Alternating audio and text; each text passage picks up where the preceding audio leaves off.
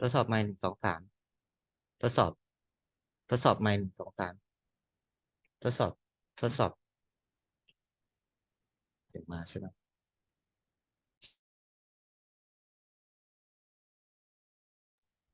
ได้ยินเสียงทางทีมงานค่ะชัดเจนมากค่ะ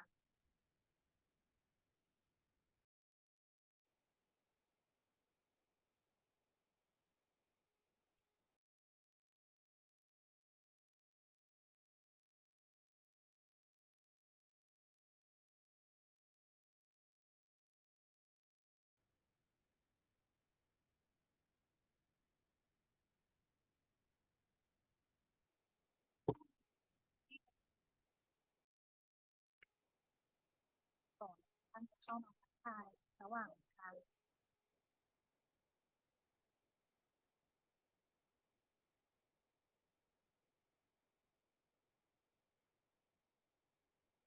ค่ะ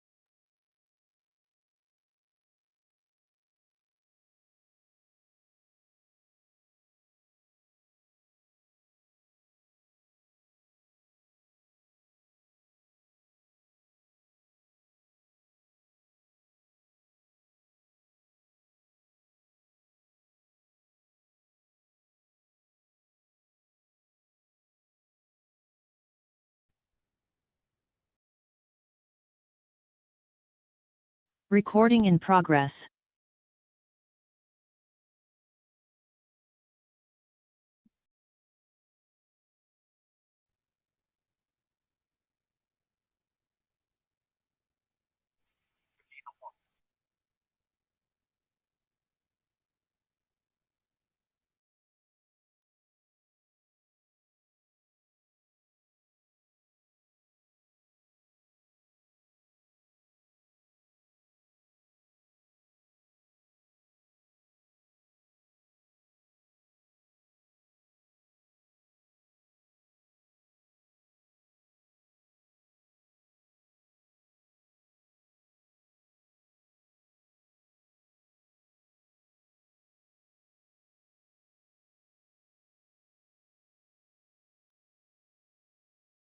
ค่ะสวัสดีค่ะสวัสดีทุกท่านนะคะขอต้อนรับทุกท่านนะคะเข้าสู่การอบรมให้ความรู้ทางด้านไซเบอร์นะคะ NCSA Cyber Security Knowledge Sharing นะคะก็ครั้งนี้เป็นครั้งที่3ประจำปีงบประมาณ2567นะคะก็วันนี้เรามาในหัวข้อ Complete Guide to Building Your Vendor นะคะ Risk Management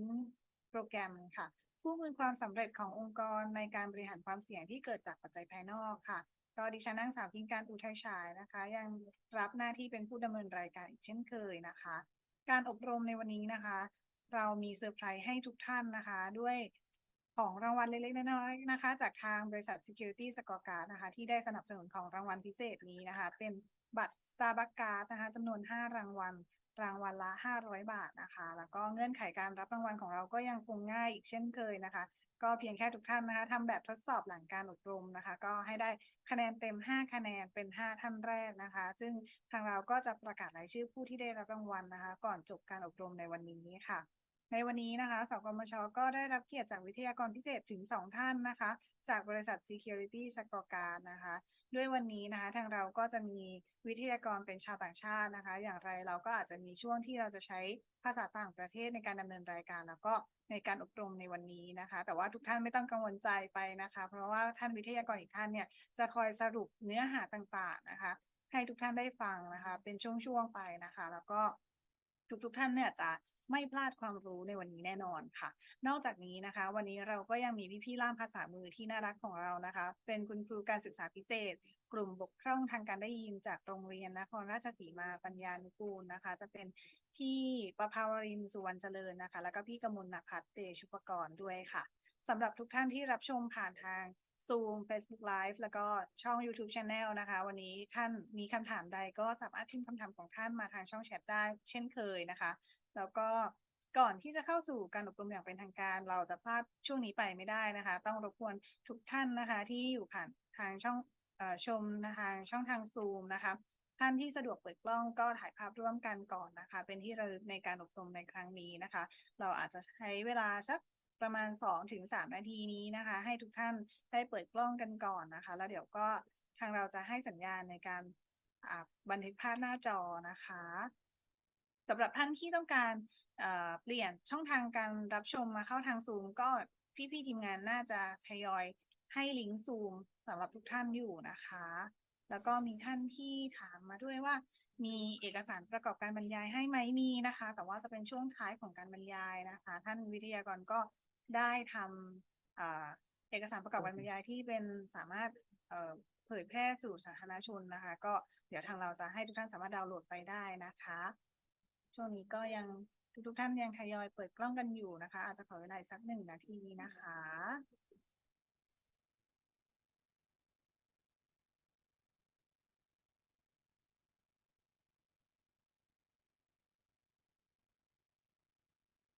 จะให้พี่ๆทีมงานได้บันทึกภาพนะคะคิดว่าพี่ๆทีมงานน่าจะพร้อมแล้วนะคะโอเคค่ะขออนุญาตให้สัญญาณเลยนะคะภาพแรกนะคะ1 2 3ค่ะค่ะภาพที่2นะคะ1 2 3ค่ะทุกท่านสามารถเปลี่ยนท่าได้นะคะท่าที่3ค่ะ1 2 3ค่ะค่ะขอบพระคุณทุกท่านนะคะก็เดี๋ยวยังไงนะคะเพื่อไม่ให้เป็นการเสียเวลานะคะก็ขออนุญาตเรียนเชิญท่านวิทยากรนะคะคุณวัชรศิษฐ์สัมติสุขนิรันดร์นะคะผู้จัดการประจำประเทศไทยนะคะแล้วก็มิสเตอร์ฮันยางเหล่านะคะ Manager Solution Architect APAC นะคะต้องขอเรียนเชิญค่ะแล้วก็ขออนุญาตเปลี่ยนไปใช้ภาษาต่างประเทศนิดนึงนะคะก็ Good morning all participants to the training session on complete guide to building your vendor management program นะคะ Before we start today we are pleased to ไม่ have รู้ไปไหน speaker แล้ว from ไม่รู้ Security Scorecard นะคะ Mr. วัชรศิษฐ์สันติสุขนิรันดร์ Country Manager Thailand and Mr. ฮันยังเหลา Manager Solution Architect APAC นะคะ from Security Scorecard please welcome ค่ะครับสวัสดีทุกท่านครับก็ก่อนอื่นก็คงให้ทางคุณฮานเตรียมเปิด presentation สไลด์นิดนึงฮาน can you open your like PowerPoint presentation Sure, let me start sharing it now. ครับก็เซสชันวันนี้ก็จะเป็น2 ภาษานะครับภาษาอังกฤษก็แบบลึกนิดนึงภาษาไทยก็จะเป็นลักษณะสรุปคงไม่ได้แปลเป็นบรรทัดต่อบรรทัดนะครับคงเป็นสรุปเนื้อเรื่องแล้วก็ทุกท่านเนี่ยสามารถที่จะได้รับไอตัว presentation เนี้ยไปเป็น reference ในการที่จะกลับไปดูย้อนหลังนะครับเพิ่มเติมได้นะครับโอเคฮันyou can start now All right. So, hi everyone. My name is Han, and thank you for inviting me to this session today. What we'll be going through here is a complete guide towards building your vendor risk management program. So, we'll be covering a couple of topics. We'll be looking at first and foremost what is happening today in the industry and across the different markets in the world. We'll cover first and foremost how do we approach vendor risk management. We'll look at continuous monitoring. We'll then look at insights into considerations of your fourth parties. And last but not least, looking at some additional considerations before we sum up for the day. ก็หั So, วข้อก็จะเป็นตามนี้เลยครับเริ่มแรกเราก็จะพูดถึงปัญหาต่างๆในที่เราประสบในปัจจุบันนะครับแล้วก็จะเน้นย้ำว่าทำไมตัว vendor risk management เนี่ยถึงสำคัญแล้วก็พูดถึงตาม topic ที่เราจะมีการแนะนำในการใช้ tools อะไรต่างๆในการที่จะมาทำ automation ต่างๆด้วย นะครับ next ครับ Right. Sure. Thank you. So one of the things that's really interesting that we're observing is that with the acceleration of digital transformation, the world is starting to become very, very connected. In fact, the statistics are showing that more than almost a three quarters, 72% of organizations are now starting to use cloud as their default services. So they're loading their workloads into clouds with large enterprises, almost half of large enterprises using IoT as part of their day-to-day operations as well, right? So you have IP cameras and the like that's within the organization. And interestingly, 583 is the value that we're seeing as the average number of third parties that organizations are sharing their data with, right? So with a more interconnected world, there will be more third parties that you work with, suppliers, vendors that you work with. And interestingly, as a global average, the numbers of third parties that you share sensitive or critical information with stands at about 500 over vendors. But what makes it interesting as well is that the bad guys are basically industrializing the way that they operate, right? They're working together to create an easy way to attack organizations. So attacks are becoming more and more sophisticated and easier to get hold of. And simply by paying a couple of dollars itself, cyber criminals are able to launch massive attacks, right? Ransomware attacks, phishing service very easily across the internet, and they can earn millions of dollars per month, right? Just by a few $1,000s of campaign money invested in as well. So one of the things that is important to note is that today, technology drives all businesses, but at the same time, there is an increasing reliance on third parties. And on the other side of it, attacks are getting easier and it's getting more and more successful, even though we're spending more money in cybersecurity. ครับก็อย่างที่ทุกท่านทราบนะครับเราอยู่ในโลกที่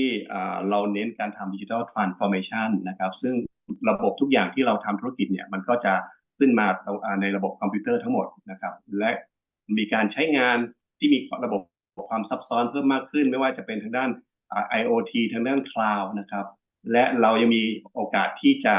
เอาซอร์สนะครับงานต่างๆให้กับคนที่มีความเชี่ยวชาญมากกว่าเรา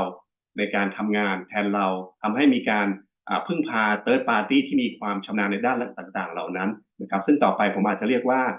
vendor หรือ third party outsourcer supplier พวกนี้เนี่ยรวมอยู่ใน ecosystem ซึ่งเราเรียกว่า supply chain ของเราที่เราต้องทำธุรกิจด้วยใน ecosystem ของเรานะครับแล้วก็ทั้งหมดเนี้ยจะเห็นว่าปัจจุบันเทคโนโลยีต่างๆที่ทางแฮกเกอร์ใช้เนี่ยนะครับจะทำได้ง่ายขึ้นแล้วก็ในส่วนของภัยคุกคามที่เกิดขึ้นมันก็จะรุนแรงขึ้นเรื่อยๆเวลาที่เราดูนะครับเราอาจจะปัจจุบันเราอาจจะโฟกัสแค่ตัวเราเองแต่จากค่าสถิติเนี่ยครับเราโฟกัสแค่ตัวเราเองไม่ได้แล้วเพราะภัยคุกคามที่เกิดขึ้นเนี่ยมันมาจากซัพพลายเชนที่เราทำธุรกิจด้วยแล้วนะครับแล้วก็มันเกิดขึ้นง่ายด้วยนะครับ next time Okay. And one of the things that is interesting to note as well is that, of course, with all of these changes, it's becoming really difficult to secure environments. Environments are becoming more and more complex with more and more devices, interconnectedness between organizations. There's also the work from home element of it to secure as well. That also means that it brings about vast amount of risk, especially with more and more third parties that we leverage doing the digital transformations. And of course, attacks and attackers, adversaries are getting more and more sophisticated as well. จากการที่เปลี่ยนแปลงจากสไลด์ที่แล้วนะครับเราจะเห็นว่าคนที่ดูแลระบบทางด้าน security เนี่ยจะมี challenge ในการที่ดูแลระบบยากมากขึ้นเพราะอะไรครับเพราะว่าระบบของเราเองก็ซับซ้อนมากขึ้นนะครับเรายังต้องมาดูในส่วนของความเสี่ยงที่เกิดจาก third party ของเราด้วยซึ่งปัจจุบันเนี่ยเวลาที่เราพูดถึง attack surface ที่แฮกเกอร์สามารถมาจู่โจมเนี่ย third party ก็ถือเป็น attack surface หนึ่งซึ่ง third party บางรายมีความสำคัญกับเราอย่างเช่นมีการเก็บข้อมูลขององค์กรเรานะครับที่เป็น Data ของลูกค้าเราหรือลิขสิทธิ์ทางปัญญาขององค์กรเราที่เราเอาซอร์สเอาผลิตซึ่งตรงนี้จะมีความสำคัญมากขึ้นเรื่อยๆนะครับแล้วก็ในส่วนของผู้แฮกเกอร์เองเนี่ยก็มีความฉลาดมากขึ้นเป็นแก๊งมากขึ้นนะครับทำให้ เราเองเนี่ยมี challenge ในการที่จะดูแลระบบของเราไม่ใช่แค่ตัวเราเองนะครับแต่ในแง่ของ supply chain ที่ทำธุรกิจกับเราด้วยครับ next hand Yes. So with a lot of times, a lot of organizations tend to focus only at your own security. And this is what most vendors would also do, where we're focused in terms of my own security standards. But interestingly, statistics from the Panama Institution is showing that a large majority of data breaches were actually caused by third parties, and that stands at about 63%. So a couple of famous breaches that we've seen so far, of course, there's SolarWinds, right? The attackers managed to get hold of access into SolarWinds, managed to apply updates and use that as a mechanism to get into multiple customers of SolarWinds. Uh, there's also Okta couple of years ago where attackers managed to compromise them through the third parties that they leverage, the subsidiaries that they leverage, Zito and Sites. And of course, last year we saw Okta again repeatedly with almost all customers being impacted by the support teams breach itself, right? And they were using a tool and that caused them to get breached. Of course, there's also DoorDash, which is more popular in the United States. They were using a platform called Twilio, which was compromised, and DoorDash was ultimately compromised through Twilio as a third-party breach. So as you can see,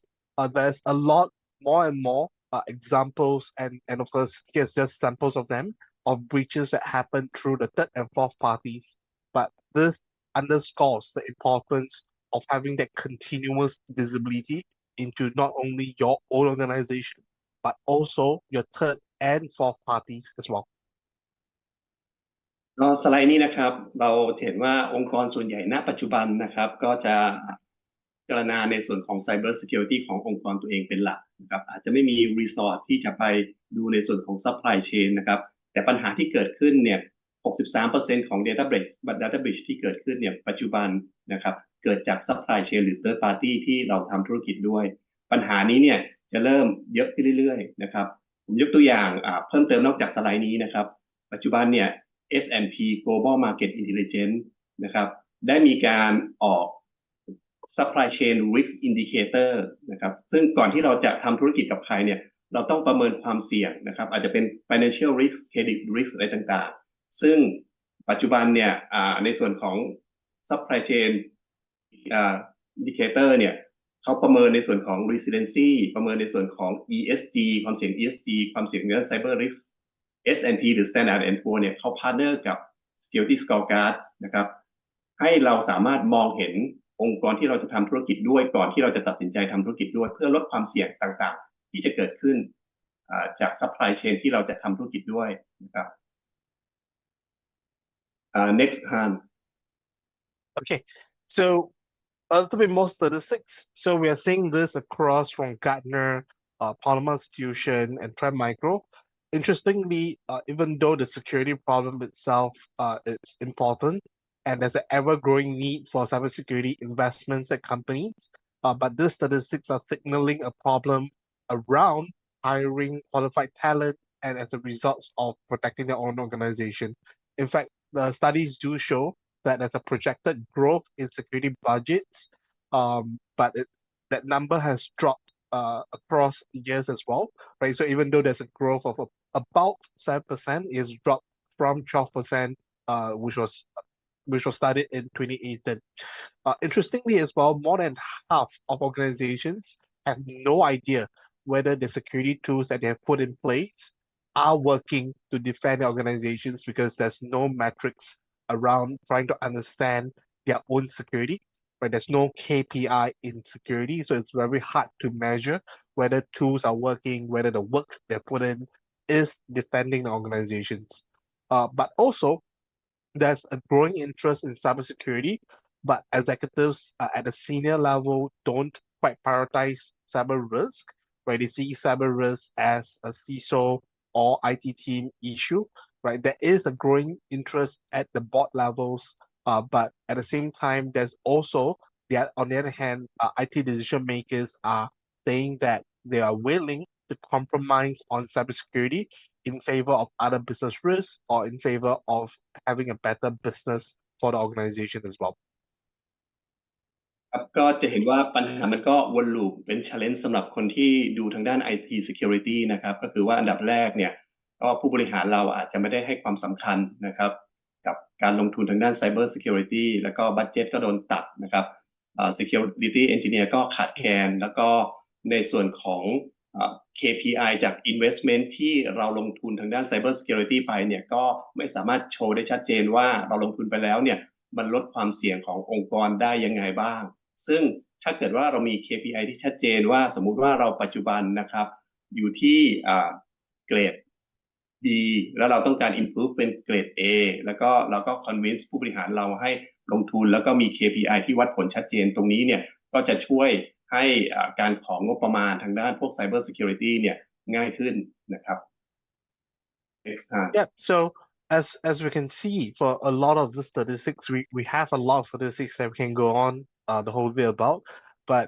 based on the statistics, we can see that it is a struggle for organizations to protect its own self, but at the same time,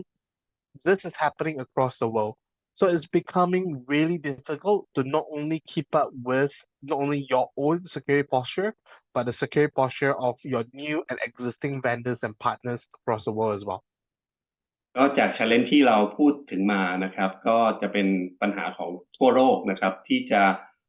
ต้องมาดูแล improve ในแง่ของ security ของตัวเองยังไม่พอนะครับเราต้องมาดูแลในส่วนของexisting vendor หรือ partner ที่เราทำธุรกิจด้วยซึ่งค่อนข้างจะ challenge นะครับ Next hand. Yep. So one of the interesting trends that we've been observing itself is that almost 98% of organizations globally have a relationship with at least one third party that has a breach in the last 2 years, right? So this is the bulk majority of companies in the world. This was a study that Security Scorecard did with Cynthia Institution using our proprietary data. And this tells us that the third party risk is a business risk, and every organization needs to be worrying about the third party risk management. ก็เราได้มีการทำรีเสิร์ชนะครับกับบริษัทซินเทียนะครับซึ่งจากข้อมูลของเราเนี่ยเราพบว่าองค์กรทั่วโลกนะครับประมาณ 98% นะครับได้มีการทำธุรกิจกับองค์กรที่เคยมี security breach ภายใน2ซึ่งตรงจุดนี้นะครับมันก็คือความเสี่ยงทางด้านธุรกิจถ้าเราไปทำกับองค์กรที่เขามี security breach แต่ถ้าเกิดว่าเขามี security breach แล้วเขาพิสูจได้ว่าเขามีการ improve นะครับ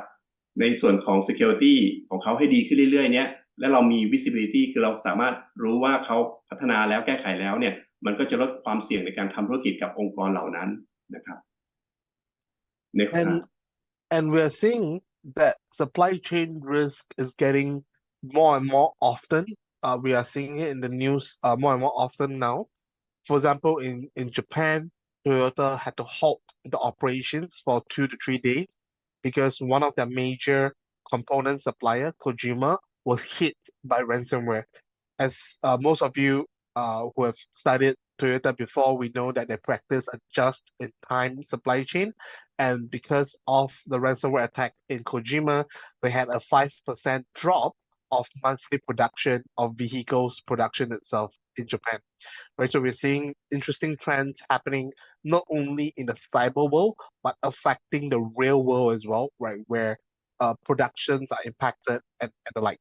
Of course, Okta was a big one, right, in 2022, right, because a large majority, almost 4 out of 5 Fortune 100 organizations, in fact, I think it's Fortune 1,000 organizations, so almost 800 of the 1,000 companies in Fortune 1,000 are using Okta as part of their single sign-on and part of their usage. And because of that, Okta was targeted. And attackers managed to compromise Okta really through a convergence of 2 supply chain issues. First of them was Cito, which was a service contractor.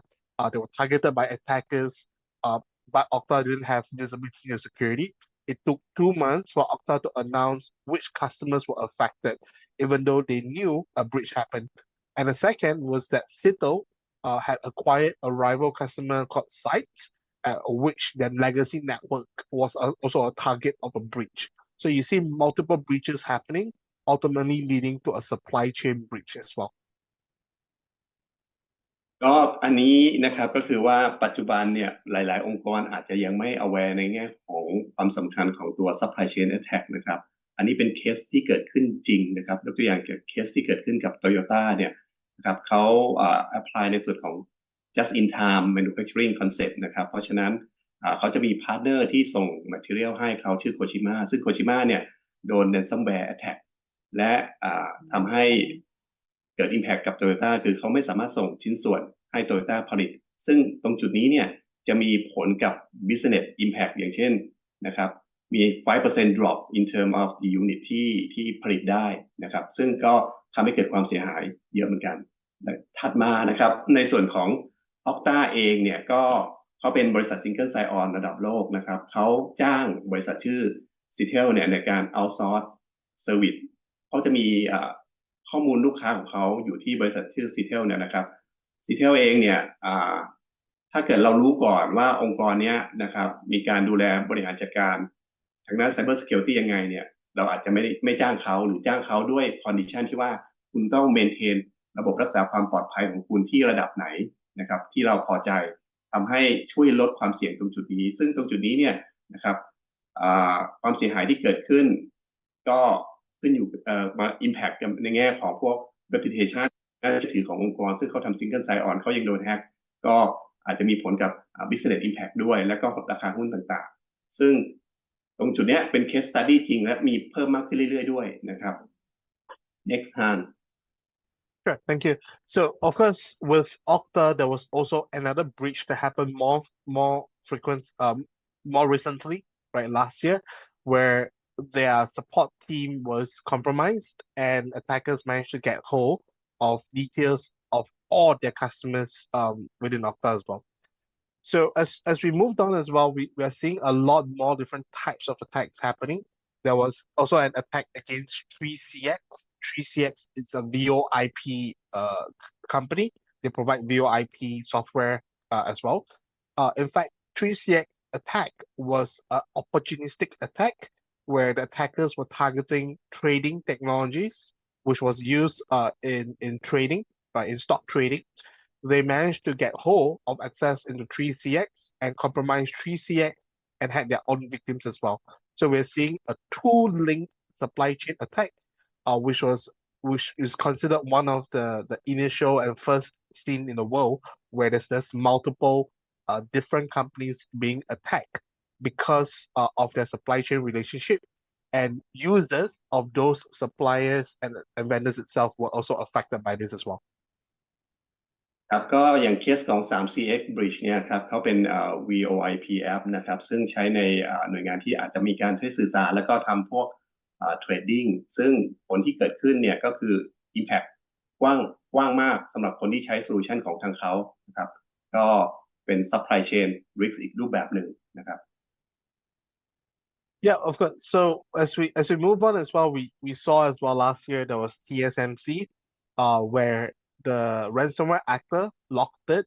posted on their blog post that they compromised TSMC, and on their blog post they posted screenshots of documents, sensitive documents, of folder structures, files that they were able to compromise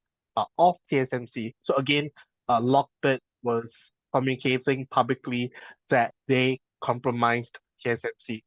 The great thing was that the very next day, TSMC had a very robust security team. The very next day, they released their investigative report indicating that TSMC itself was not compromised, but instead what was compromised was a system integrator, a vendor that TSMC worked with. And of course, they immediately disconnected all systems that they had with the vendor, and they cut off the vendor itself, right? So we saw as a result of the breach itself,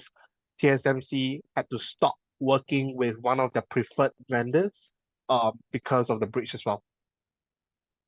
เคสของ TSMC นะครับเป็นผู้ผลิตชิปอันดับหนึ่งของโลกนะครับเขาเองก็มีเคสเหมือนกันแต่เคสที่เกิดขึ้นนะครับ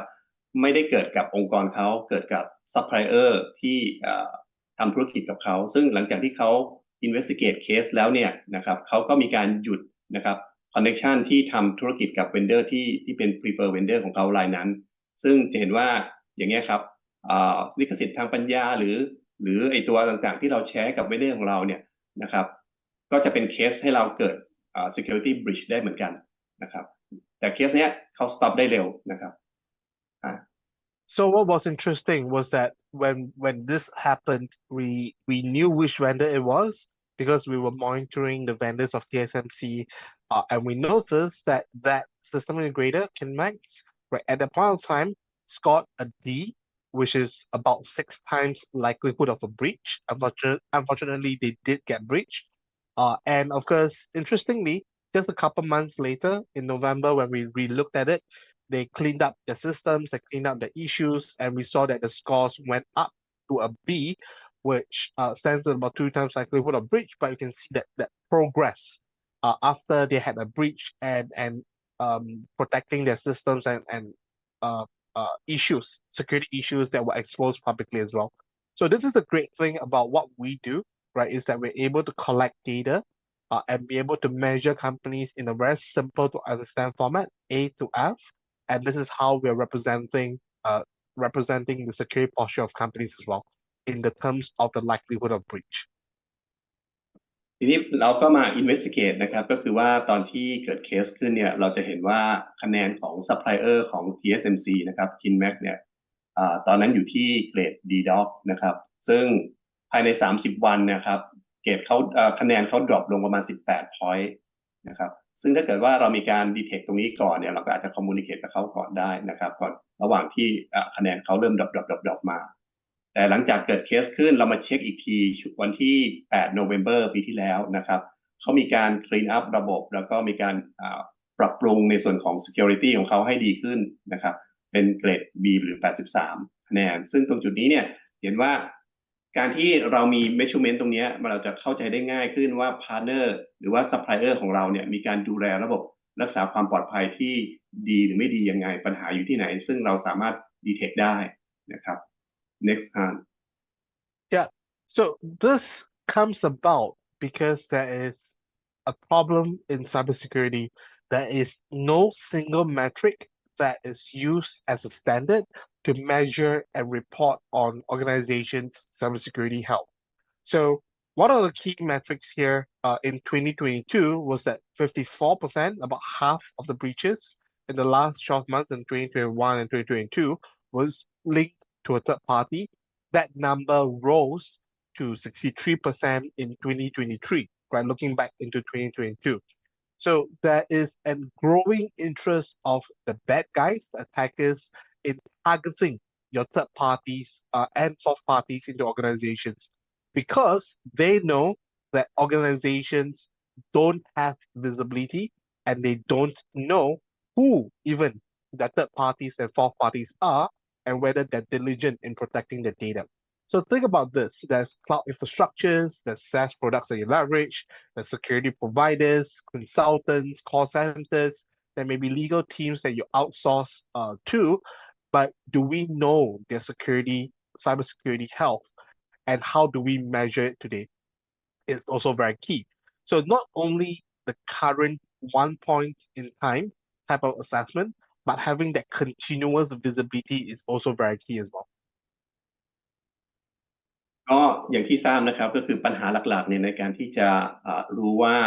แต่ละหน่วยงานนะครับมีสุขภาพทางด้าน Cybersecurity ดีมากน้อยขนาดไหนเนี่ยปัจจุบันนะครับเราต้องมี tools ในการที่จะเป็น metric ในการวัดผลซึ่งถ้าเกิดว่าเรารู้ว่าหน่วยงานที่เราทำธุรกิจยกตัวอย่างเช่น Cloud Infrastructure นะครับ SaaS Security Provider หรือ Consultant หรือว่าcall center ต่างๆเนี่ยมีการดูแลรักษาสุขภาพทางด้าน Cyber Security เนี่ยไม่ดีเราจะได้ proactive ในการแก้ไขปัญหาก่อนซึ่งจะเห็นว่าจากค่าสถิตินะครับมันมีการเพิ่มขึ้นยกตัวอย่างเช่นปี 2022 เองเนี่ย 54% ของ data breach เกิดจาก third party ปี 2023 เป็น 63% แล้วนะครับเห็นว่ามันเพิ่มขึ้นเรื่อยๆจะดีกว่าไหมถ้าเกิดว่าเรารู้ก่อนว่าองค์กรแต่ละองค์กรที่เ เราทำธุรกิจด้วยเนี่ยมีการดูแลรักษาสุขภาพทางด้าน Cyber Security เนี่ยอยู่ที่เลเวลไหนและเราcommunicate แล้วก็ improve ตรงนี้ไปด้วยกัน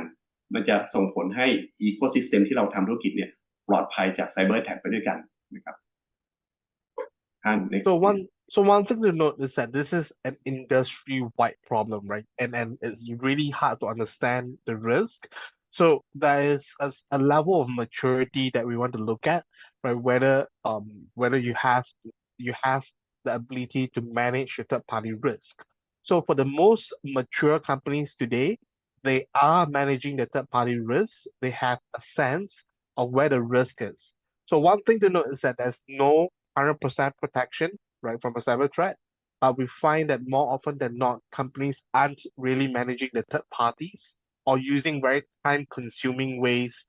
very manual processes that could open up the organizations to threat. So we'll call this very early stage in terms of the maturity, right? Whether you have a very manual process or no processes at all is where most companies unfortunately sit in. But often we find most companies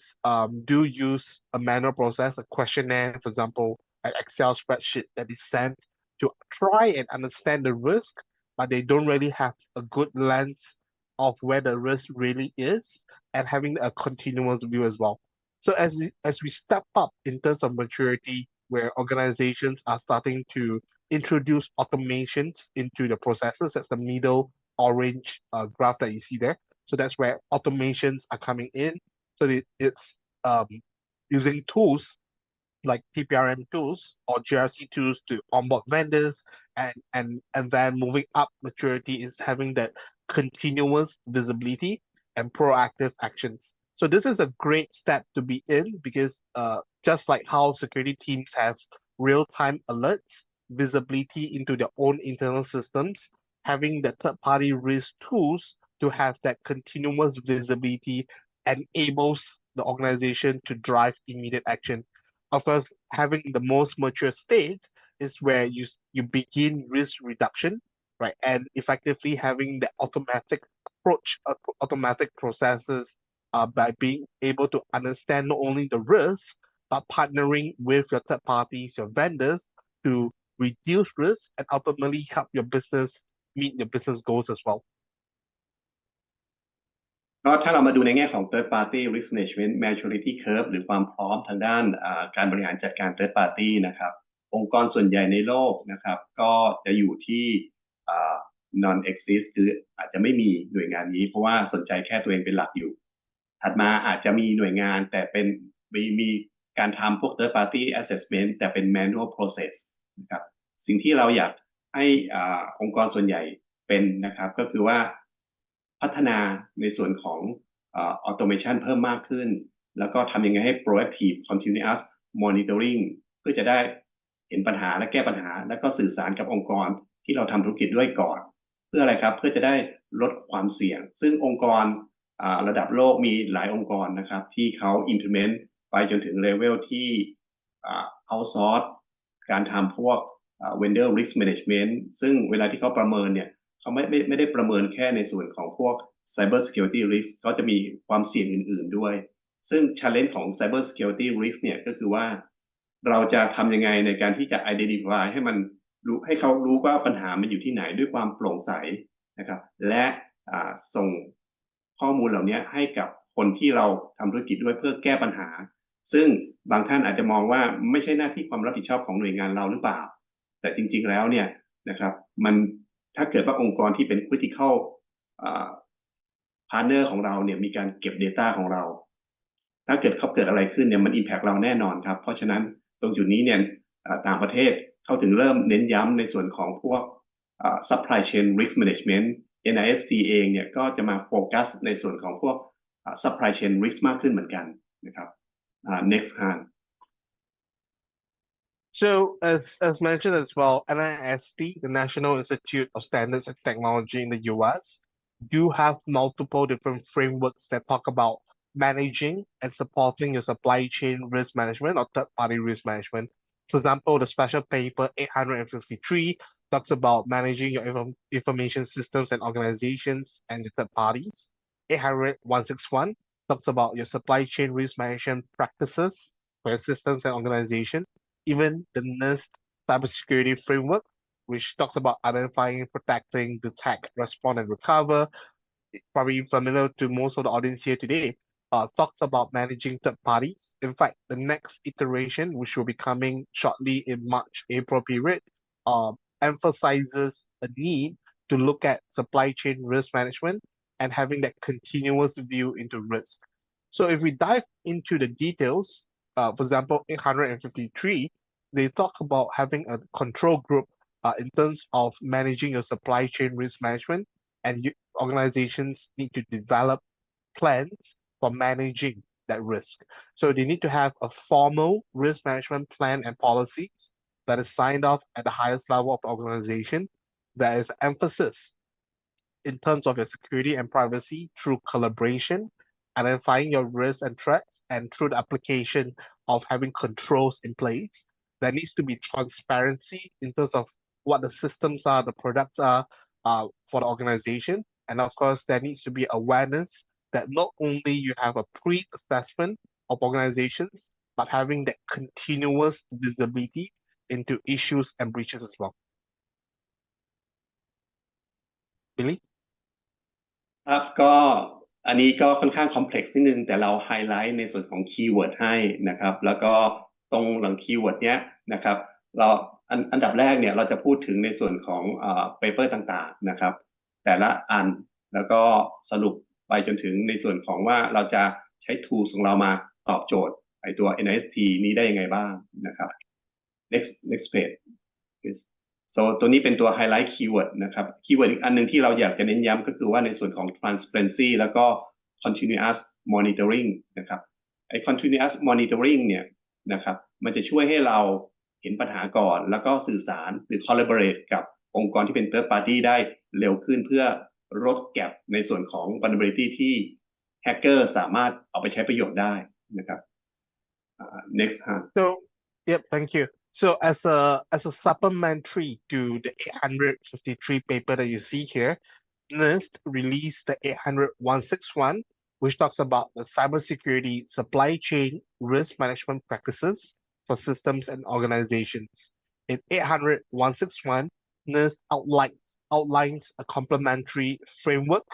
to frame, assess, respond to, and monitor your supply chain risk. So putting this together, 853 and 800-161, it effectively gives you a control guidance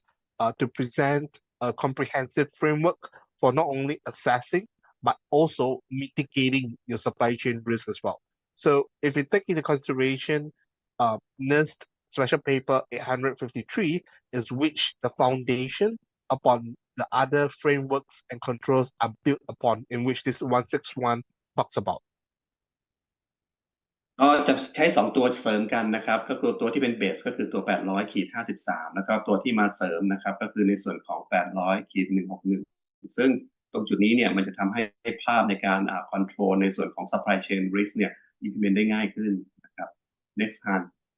Sure. So if we take another lens at what NIST has, the cybersecurity framework, which is really popular within the industry as well, they also talk about some of the different elements towards managing your supply chain risks. So you can see some of the highlights here where we're looking at SC1, which talks about being able to not only identify, establish, assess, and manage your your supply chain risk, right? So you should have a process around it in which your stakeholders agree on. Again, going back to the original term, so it needs to be signed off at the highest level as an organization. So across this as well, you need to do risk assessment, or you need to have a process towards understanding risk. You need to have measures in place to protect the relationship. So it's suggested to use contracts to do that. We'll cover this later as well. You also need to routinely assess. So this comes back to the emphasis that you should have a continuous view, continuous lens in the security of your suppliers and third-party partners, so that they are not only meeting their contractual obligations, but also meeting a sector security standard as well. And one last thing to note, and this is also very key, is that there needs to be a response and recovery planning with your suppliers as well. So a lot of times we tend to have an incident response plan against data breaches, against attacks on the own organization. But would you have an incident response plan if my critical third party gets breached as well, right? So this is one of the considerations to think about. ครับก็จาก Cybersecurity Framework เนี่ยนะครับก็มันก็เป็นสเต็ปของมันอยู่แล้วนะครับเราก็แต่ผมอยากจะเน้นย้ำข้อสุดท้ายนะครับก็คือในส่วนของเวลาที่เรามีเคสเกิดขึ้นนะครับเกิดจากthird party เนี่ยเรามีแพลนในแง่ของ incident response ของ third party ไหมซึ่งองค์กรส่วนใหญ่ปัจจุบันเนี่ยน่าจะมี incident response plan ขององค์กรตัวเองถ้าองค์กรตัวเองเกิด breach ขึ้นมาอันนี้ก็เป็นจุดที่จะต้องนำมาคิดเพิ่มถ้าเราจะ implement ในส่วนของ supply chain risk นะครับนอกจากการทำพวก identify protect detect respond recover เนี่ยก็อาจจะต้องรวมถึง incident response plan ของ third party ที่ critical กับเราด้วยว่าเราจะทำยังไงทุกอย่างเช่นอาจจะมีการตัด connection อาจจะมีการสื่อสารอะไรยังไงนะครับตรงจุดนี้ก็ต้องพิจารณาเพิ่มเติมด้วย next hand Okay, so we've seen a lot in terms of the incidents, in terms of what regulatory frameworks guides us along. What we'll be doing next itself is to kind of walk through what security scorecard will be able to propose in terms of how do you go about building your risk management program and managing your third party risk moving forward as well. So without further ado, we'll look at the first part, your vendor risk assessments. So one of the things that we tend to see is that a lot of resources are spent on the wrong security assessments, right? And this comes from statistics from KPMG survey, where 3/4 of VRM executives say that they need to make third-party risk management more consistent across the enterprise. And in fact, there are less than almost a third, right, of organizations are actually confident that the suppliers will notify them when they have a breach. ก็จากรีพอร์ตของ KPMG นะครับก็บอกว่าประมาณสัก 75% เนี่ยเราน่าจะลงทุนผิดพลาดในทางด้านพวกการทำ third party risk management นะครับซึ่งเขาต้องมีการ improve ในส่วนของตรงนี้ให้ได้ดีขึ้นแล้วก็เขาพบว่านะครับ 34% ขององค์กรเนี่ยถ้าที่เขาทำธุรกิจด้วย supplier เหล่านั้นถ้าเกิดว่าเกิด security breach ขึ้นเนี่ยเขาจะ report ซึ่งหมายความว่าอะไรหมายว่าประมาณ2 ใน 3เนี่ยเกิด security breach ปุ๊บเขาไม่รีพอร์ตเราก็ไม่มี visibility ว่าเขามี security breach เกิดขึ้นซึ่งตรงนี้ก็จะเป็นปัญหาว่าจะทำให้ incident response plan ของเราเนี่ยไปไม่ถูกนะครับว่าเราไม่รู้ว่าเขา breach เราไม่รู้ว่า data ของเรา leak ออกไปแล้วอย่างเงี้ยเป็นต้นนะครับ next hand Yeah, so one of the first steps that you should take is that you need to be able to identify and analyze what specific risk factors would affect your organization, right? So a Deloitte report found that many organizations don't have that clarity in terms of classifications of which vendors are critical to their business. So when we look at the data points as well, there are two key questions that you should be asking yourself. Number one is what information can cause the most harm if compromised? Is it a proprietary information that is shared with a third party or built together with a third party? Is it my customers' information? Is it my employees' personal identifiable information? Is it some other third party data? Is it a strategic or financial information that is embargoed and shouldn't be released until a certain point of time, or private and confidential information as well? And on the flip side,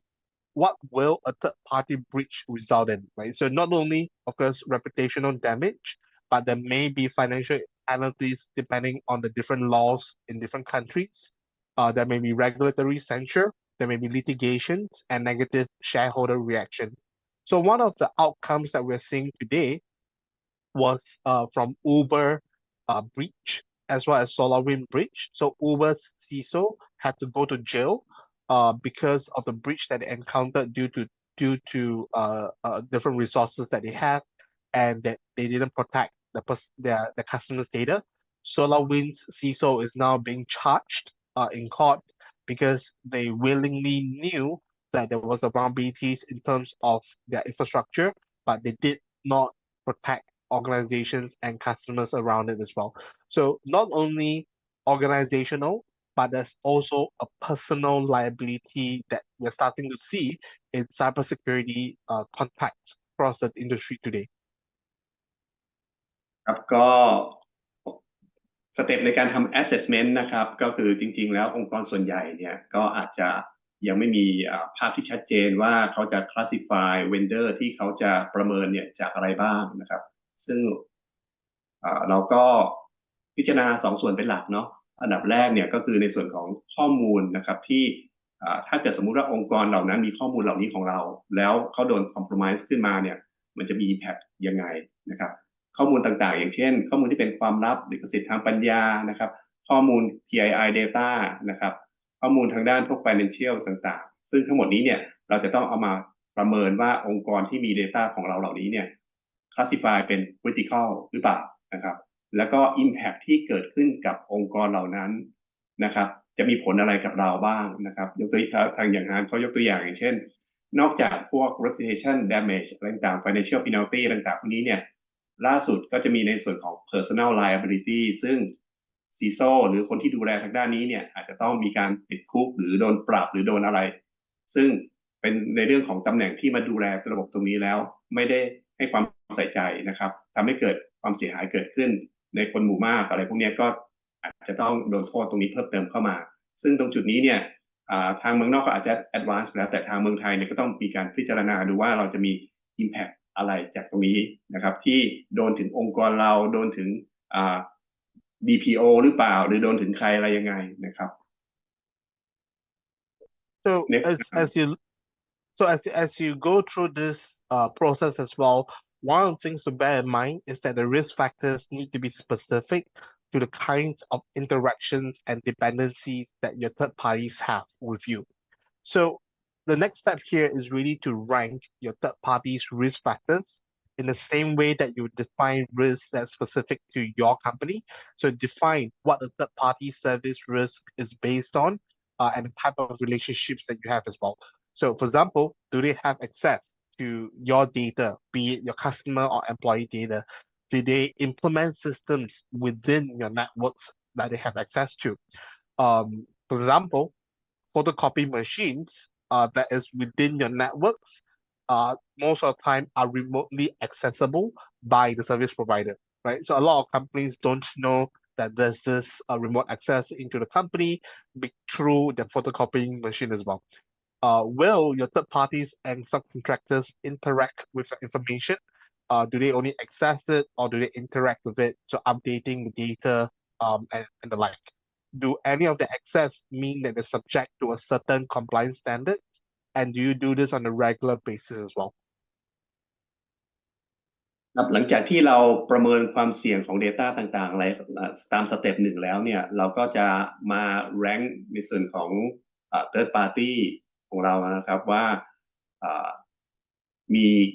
service หรือมีอะไรต่างๆที่มี impact อะไรกับระบบเรายังไงบ้างและมันมีความเสี่ยงนะครับจากองค์กรเหล่านั้นเนี่ย ranking ยังไงเดี๋ยวสเต็ปต่อไปเนี่ยก็จะมีรูปให้ดูนะครับว่าเป็น critical หรือ medium หรืออะไรต่างๆซึ่งตรงจุดนี้เนี่ย internal ทีมงานของเราเนี่ยต้องมาประเมินก่อนว่า supplier เหล่านั้นเนี่ยนะครับมีความเสี่ยงเลเวลไหน next hand So after defining your third party's service risk, rank them by criticality. So you can use such like this 4-factor vendor risk tiering systems to create a standardized method of assessing your existing and newly onboarded third parties. So what this tiering system does is that it looks at the different classifications of your vendors, whether they are critical, high, moderate, or low, and looking at, for example, using a scorecard grade to understand the risks. A is good, F is bad, and applying then a diligence level depending on which zone you fit in. So, for example, in the red zone, critical, high, moderate, in the F, Ds, and Cs, for example, you will have to do a comprehensive diligence that includes attestations of the internal controls, review of the certifications or audit reports that they provide to you as well. So, for example, if they have an ISO 20001, a NIST CSF auditor report, or SOC reports, like SOC 2 reports, look at the data. So in the orange zone, for example, there's a targeted assessment of specific or selected internal controls and issues that you look at. So for example, again, looking at certifications, but not the full certification, but specific areas that are relevant to your company's infrastructure and risk. Next, you can also do targeted diligence and review of issues that have been identified by platforms, by systems like Secure Scorecard can do. Or last but not least, simply using the grades as a way to decide whether there's additional diligence that needs to be done as well. ครับหลังจากที่เราทำ ranking นะครับเป็น critical high medium moderate low แล้วเนี่ยนะครับซึ่งตรงจุดนี้เนี่ยเราอาจจะใช้คะแนนของ security scorecard มา mapping เป็น A เกรดนะครับ A B C D F ทำให้เราเห็น priority ครับยกตัวอย่างเช่นองค์กรที่ critical นะครับเป็น supplier ที่ critical กับเราแล้วได้เกรด F เนี่ยทำให้เราต้องรีบไป investigate เลยครับว่าเราอาจจะส่งคนไป auditนะครับเพิ่มเติมเพื่อจะได้ improve ระบบเขาให้ดีขึ้นเพราะว่าเขาสำคัญกับองค์กรเรานะครับทีนี้เราจะเห็นว่ามันจะเป็นโค้ดให้เห็นชัดเจนว่าสีแดงเนี่ยเป็นจุดที่เราต้องเร่งในการที่จะแก้ไขนะครับสีส้มเนี่ยก็คือถัดมาแล้วก็สีเหลืองซึ่งตรงจุดนี้เนี่ยจะช่วยให้เราจัดสรรทรัพยากรของเราในทางด้าน audit หรือในด้านการ collaborate ได้ดีขึ้นและมี KPI ที่ชัดเจนมากขึ้นนะครับมีความเร่งด่วนที่ชัดเจนมากขึ้นซึ่งตรงจุดนี้เนี่ยจะมาช่วยลดนะครับปัญหาเรื่องบัดเจ็ตต่างๆที่ allocate ให้เรานะครับเราก็ allocate บัดเจ็ตเหล่านั้นเนี่ยตาม priority ที่มันสำคัญได้อย่างชัดเจนนะครับ So effectively, what this does is that it will allow you to make the most impact with your budget by delegating your assessments to the most critical vendors first. Right? So now that you have an understanding of what type of risk that you care about, how critical your vendors are, start to map your assessments to your type of third parties as well. So for example, your assessment methods needs to be reviewed, segment them according to the amount of resources necessary to perform the type of assessments. So for example, you don't want to do on-site audits on every vendor that you have, only the most critical one. So one thing to note is the high resource methods, such as on-site assessments, are very costly and require multiple members of the team and employees to be on-premise and take a lot of time to produce results. So reserve this type of methods for your high-risk third parties. For other third parties, you can also delegate the assessments that require fewer resources, such as using Secure Scorecard as a way to do it, looking at questionnaires, looking at assessments, or cyber ratings in general. So some of the things to put into consideration is what's the financial cost that's required to assess your third parties, what's the time invested needed, and the number of employees needed as well. So again, high resource methods such as on-site audits require a lot of financial time and employee investments in that. So only reserve this for high risk third parties. ก็อย่างที่ผมแจ้งไปในสไลด์ที่แล้วนะครับก็คือว่าตัว mapping เมื่อกี้เนี่ยก็จะช่วยให้เรานะครับ allocate resource ต่างๆไม่ว่าจะเป็นเงินที่จะจ้าง audit ไป audit on site เราจะเลือกที่ critical เท่านั้นนะครับจะใช้เวลาประมาณเท่าไหร่จะใช้จำนวน employee กี่คนซึ่งทั้งหมดเนี้ยนะครับมันคือทรัพยากรที่องค์กรเราจะต้องมาทำ assessment critical vendor แล้วก็ impact กับระบบของเรานะครับผู้ใหญ่จะได้เห็นชัดเจนว่าหน่วยงานไหนองค์กรไหนทำไมเราถึงต้องทำนะครับได้ชัดเจนยิ่งขึ้นการจัดสรรทรัพยากรทางด้านเงินก็หรือว่าบุคลากรจะได้ชัดเจนยิ่งขึ้นด้วย next time Okay, so now that we have a good view of where the risk sits, where my vendors are having certain risks, now it's also time to have that continuous view into where the risk is, continuous monitoring. So what you want to do definitely is to replace your point-in-time assessments with continuous monitoring. So traditional programs tend to only assess your third parties at a certain point in time. For example, when a new vendor comes on board or annually as a process effectively. And this data that you get from the point in time assessment becomes outdated really quickly. Just think about how quickly cybersecurity evolves over a couple of weeks, right? Just a couple of weeks. So new vulnerabilities and threats arise every single day in not only in your ecosystem, but your third-party ecosystem as well. So without having that continuous insight, you can't respond to issues in real time. You can't fix what you can see, basically. ก็คำแนะนำของเราที่จะ improve ตรงนี้ขึ้นเนี่ยเราจะเห็นว่าปัจจุบันองค์กรส่วนใหญ่เวลาที่ทำ assessment third party นะครับก็อาจจะทำตอนที่ onboarding ก็คือมีการเริ่มจ้างงานใหม่ๆนะครับหรือว่าทำปีละครั้ง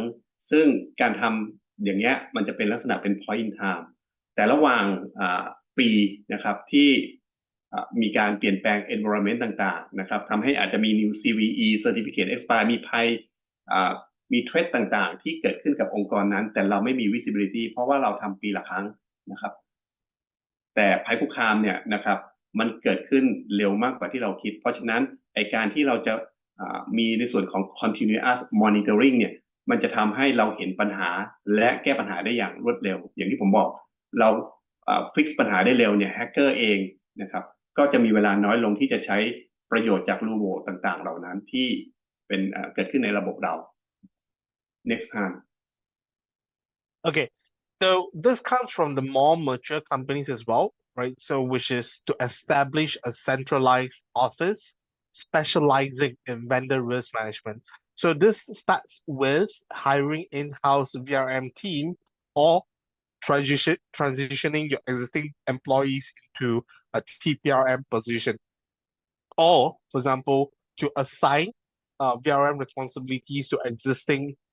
information security stakeholders. So after a centralized office is set up, you can then define what you want to be monitoring. So where a centralized office or centralized team, VRM office, they tend to look at things like your contract management, your financial and commercial management, whether there's issues or dispute management, service performance, having the governance, having looking at service requests, looking at transitions and transitional oversight, having that multi-service provider type of integration. At the same time, last but not least, is compliance as well. So a lot of times, the vendor risk management team may not be cybersecurity aware. So it's important to also include a cybersecurity or information security element within the office so that not only you're looking at the traditional vendor risk, but also the cybersecurity component as a single office together. ก็ถ้าเป็นองค์กรที่ advanced มากหน่อยนะครับเขาก็จะมีในส่วนของ vendor risk management office ซึ่งปัจจุบันหลายองค์กรอาจจะมีนะครับอาจจะมีchief risk officer อะไรต่างๆแต่อาจจะมีการพิจารณาแค่ในส่วนของพวก contract management financial commercial management นะครับแล้วก็ governance นะครับต่างๆเหล่านี้ซึ่งเราแนะนำให้มีทีมที่ดูทางด้านพวก IT security risk หรือ third party compliance เข้ามาเพิ่มเติมในหน่วยงานซึ่งเวลาที่เกิดอะไรขึ้นกับ Cybersecurity เนี่ยจะมีการประสานงานกันภายในหน่วยงาน VRM ว่าจะมีการ take action อะไรยังไงได้อย่างถูกต้องมากขึ้นนะครับ next time. Thank you. Right. So once you have now defined the VRM office, it's time to then define the controls and processes to monitor and establish that reporting mechanism. So not only do you want to have that continuous monitoring, which may require a little bit more resources than typical processes, but optimizing that resources is also critical. So make use of tools like security ratings that can give you that continuous visibility, understand and define what is most risk critical to your company, will inform you on what you should monitor, right? So for example, if a third party is processing or storing sensitive information, then you should be monitoring the security controls or systems in place that protects your vendors, endpoints, and network. There's also things like the likelihood of information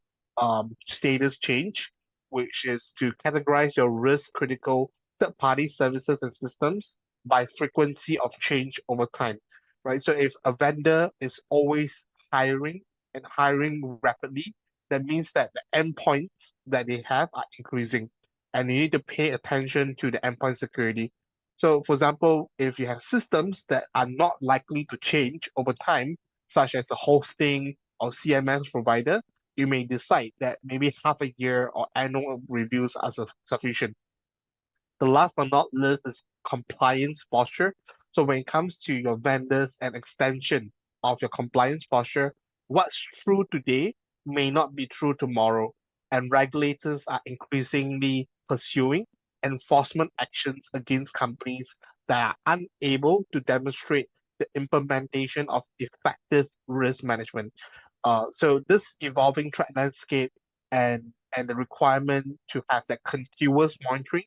of not only your enterprise and your partners' security posture to ensure a sustained compliance with shifting regulations is important. So it becomes really hard when you put all of that together and effectively leveraging a platform that can help you automate this process, understand the risk continuously, understand the posture, automate your questionnaire processes as well, and have the continuous tracking of issues pertaining to certain specific regulatory frameworks will help the organizations mitigate the risk of not only a regulatory penalty, reputational damage that can typically result from a public data breach. ก็หลังจากที่เรา identify ทุกอย่างมาเรียบร้อยแล้วนะครับเราก็ต้องลงมาดีเทลมากขึ้นนะครับในส่วนของ define แล้วก็ control แล้วก็ process ต่างๆที่เราจะ monitor แล้วก็ report internal และ external ซึ่งต้องมาพิจารณาในส่วนของความ critical ของ risk นะครับในส่วนของ compliance posture ในส่วนของ likelihood of information status change อะไรต่างๆทั้งหมดนี้เนี่ยจะเป็นข้อมูลที่จะมาประกอบในการที่จะกำหนดว่าเราจะมีการ set up ระบบอะไรยังไงเพื่อเพิ่ม automation ในการทำพวก continuous monitoring ที่เราต้องการนะครับ next time Sure. So it's also very important that not only do you have the controls and process to monitor itself, but also be able to then report and communicate, right? So third-party collaboration and communication is key to having that successful vendor engagement and monitoring. So the VRM office should clearly communicate with your third parties that what will be monitored and tracked in order to improve the security postures of all parties involved. So things, for example, like metrics. So you need to develop KPIs to specify how any data change over time is relevant to security, right? Because you can't measure you can't know what security it is until you are able to measure where the risk is. So effectively, this helps to set a concrete goal to help you identify which vendors are not meeting your standard. Another thing to note is to have that tracking and monitoring uh, of your third parties over time. So consider using tools and leverage unified driven platforms, API driven platforms, for example, to centralize your communication. Because even though you may have existing tools in place, if they're not communicating with other platforms and other tools, it becomes siloed information, and that doesn't help, right? So you want things that can sit on top of your existing technologies and having that unified workflow that's optimized, drive the collaboration with your third parties so that you can accelerate your risk mitigation. Next, it's reporting. So it's important to have a established reporting method that is clear to all parties reading that report, right? Especially your different business units and senior leadership. So the VRM office again is responsible for not only alerting both your third parties and business owners of any potential critical information and issues that can arise in the reports, but also being clear in terms of what is being measured and what the expectation of your third parties are. Last but not least is engaging your third parties in remediation. So whenever any third parties have issues that pop up, the VRM office again should work in tandem with not only the business unit owners, but also the third parties to remediate. So the foundational work done in the previous steps that I mentioned would help the VRM office articulate the issues, the abnormalities, and be able to then work in in step to be able to reduce the risk that brings to the company and improve not only your vendor's risk, but also your own security posture as well. ก็ในการที่จะ implement ให้ third party management ให้ success นะครับไม่ใช่ขึ้นอยู่กับแค่องค์กรเรานะครับเราต้องมีการทำงานร่วมกับ supplier vendor อะไรของเราเพื่อแก้ไขปัญหาจากการที่เรา identify ได้ด้วยนะครับเพราะฉะนั้น tools ในการที่จะcommunicate tracking และ report นะครับในตรงนี้จะสำคัญมากจะได้เห็นปัญหาต่างๆที่เราสื่อสารกันว่าปัญหานี้อยู่ที่ไหนนะครับแล้วพอแก้ปัญหาแล้วมีการปรับยังไงซึ่งอันดับแรกเลยเราต้องเริ่มจากทางพวกเมทริกครับผมมีลูกค้าบางรายที่เขาบอกว่าถ้าจะทำธุรกิจกับเขาเนี่ยอย่างน้อยต้องได้ security scorecard risk rating เนี่ย B นะครับเพราะว่าอะไรเพราะว่าถ้าต่ำกว่า B เนี่ยมันจะนำพาความเสี่ยงมาที่องค์กรเขาด้วยเขาเริ่มตั้งแต่การ onboarding เลยครับหลังจากนั้นเขาก็จะมีการ tracking และ monitor ถ้าเกิดใคร drop ต่ำกว่า B ต้องรีบ improve ขึ้นมานะครับหรือว่ามี parameter ไหนอย่าง network security หรือ application security ถ้าตกต่ำกว่าเท่าไหร่เนี่ยนะครับก็ต้อง improve ขึ้นมาและมันจะมี reporting มี issue ต่างๆให้เห็นชัดเจนว่าอยู่ที่ไหนนะเกิดขึ้นเมื่อไหร่แล้วก็เราจะมี workflow ในการประสานงานกับองค์กรที่เป็น supplier เหล่านั้นว่าเราแจ้งปัญหาว่าอยู่ตรงนี้นะเราก็ tracking ว่าเขาแก้ปัญหาหรือยังแก้ปัญหาภายในเมื่อไหร่อย่างเงี้ยซึ่งทั้งหมดเนี้ยมันจะ complete loop ในการที่จะนะครับ improve ในแง่ของ security ของทั้งตัวเราเองและในส่วนของ supplier ที่เราทำธุรกิจด้วยครับ next hand Okay, so we've looked at a fair bit of different elements of managing your third-party risk, but it's also important, especially in this era of digital transformation, to look into the fourth parties as well. So in today we rely on a lot of software as a service, SaaS, and other cloud-based services to deliver critical applications. And we've seen many times that the fourth parties can impact the delivery of my third parties, which in case impacts me. So for example, if I'm using a CDN, content delivery network, there's an outage on the CDN itself because of a DNS provider, that's going to cause my CDN to go down and my website to go down as well, right? So for example, there's a content delivery network called Fastlink that had a outage in June 2021, and that caused almost half the internet, right? Dozens of websites like Amazon, Twitch, Reddit, New York Times will all go down. So it's important to not only have a VRM program that looks at not only your third parties, but also monitoring your fourth parties is an important part of the strategy as well. So given that the third parties can represent a significant risk, right? Not only you want to monitor those third parties, but their third parties, which is the fourth parties, should also be considered. So leveraging the same continuous visibility and monitoring on your fourth parties will be important to understand the risk. ก็ทางต่างประเทศเขาก็มีประสบการณ์นะครับเขามอนิเตอร์แค่ third party อาจจะไม่เพียงพอเพราะว่า both party ก็คือคนที่ทำธุรกิจกับ third party ของเขาเนี่ยนะครับอาจจะมา impact กับบริการที่ third party ให้บริการเขานะครับทางเมืองนอกเขาก็เริ่มมีการเข้ามาดูในส่วนของ fourth party ที่ critical นะครับอาจจะมีการ access data ของ third party ที่จะมา impact กับบริการที่เขาได้รับนะครับอันนี้ก็เป็นอีกเลเวลหนึ่งplease next. Sure, thank you. So in step 7, establish that third-party relationships to manage your fourth-party risk, right? So don't use a blanket approach towards managing and monitoring your fourth parties. So fourth-party monitoring is a collaborative effort and requires a strong relationship with your third parties. So for example, where are your fourth parties located? You need your third parties to be able to communicate that with you. So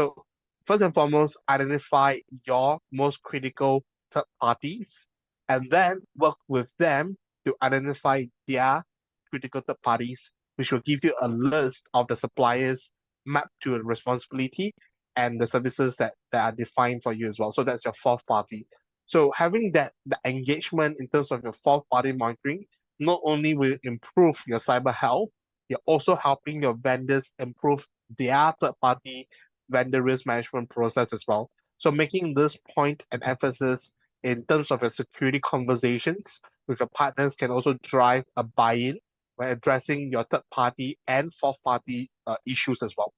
So there are questions that you can be asking your third parties simply. For example, who are the third parties you're leveraging? What services do they provide and how? Do they have access to your sensitive data? Do they have access to my data? If they were breached, what are the vectors that can lead to your data being compromised? And last but not least, are there degrees of separation or deliberate segmentations to protect connections between your organizations and the fourth parties as well? ก็ถ้าสั้นๆเนี่ยผมก็อยากจะแนะนำว่าถ้าสมมุติว่าเรา identify third party นะครับที่มีความสำคัญหรือ critical สำหรับธุรกิจเราอาจจะมีการเก็บพวก data access network อะไรต่างๆแล้วเนี่ยนะครับบริษัทที่เป็น third party เนี่ยอาจจะมีการoutsource หรือ subcontract หรือจ้างงานให้กับ fourth party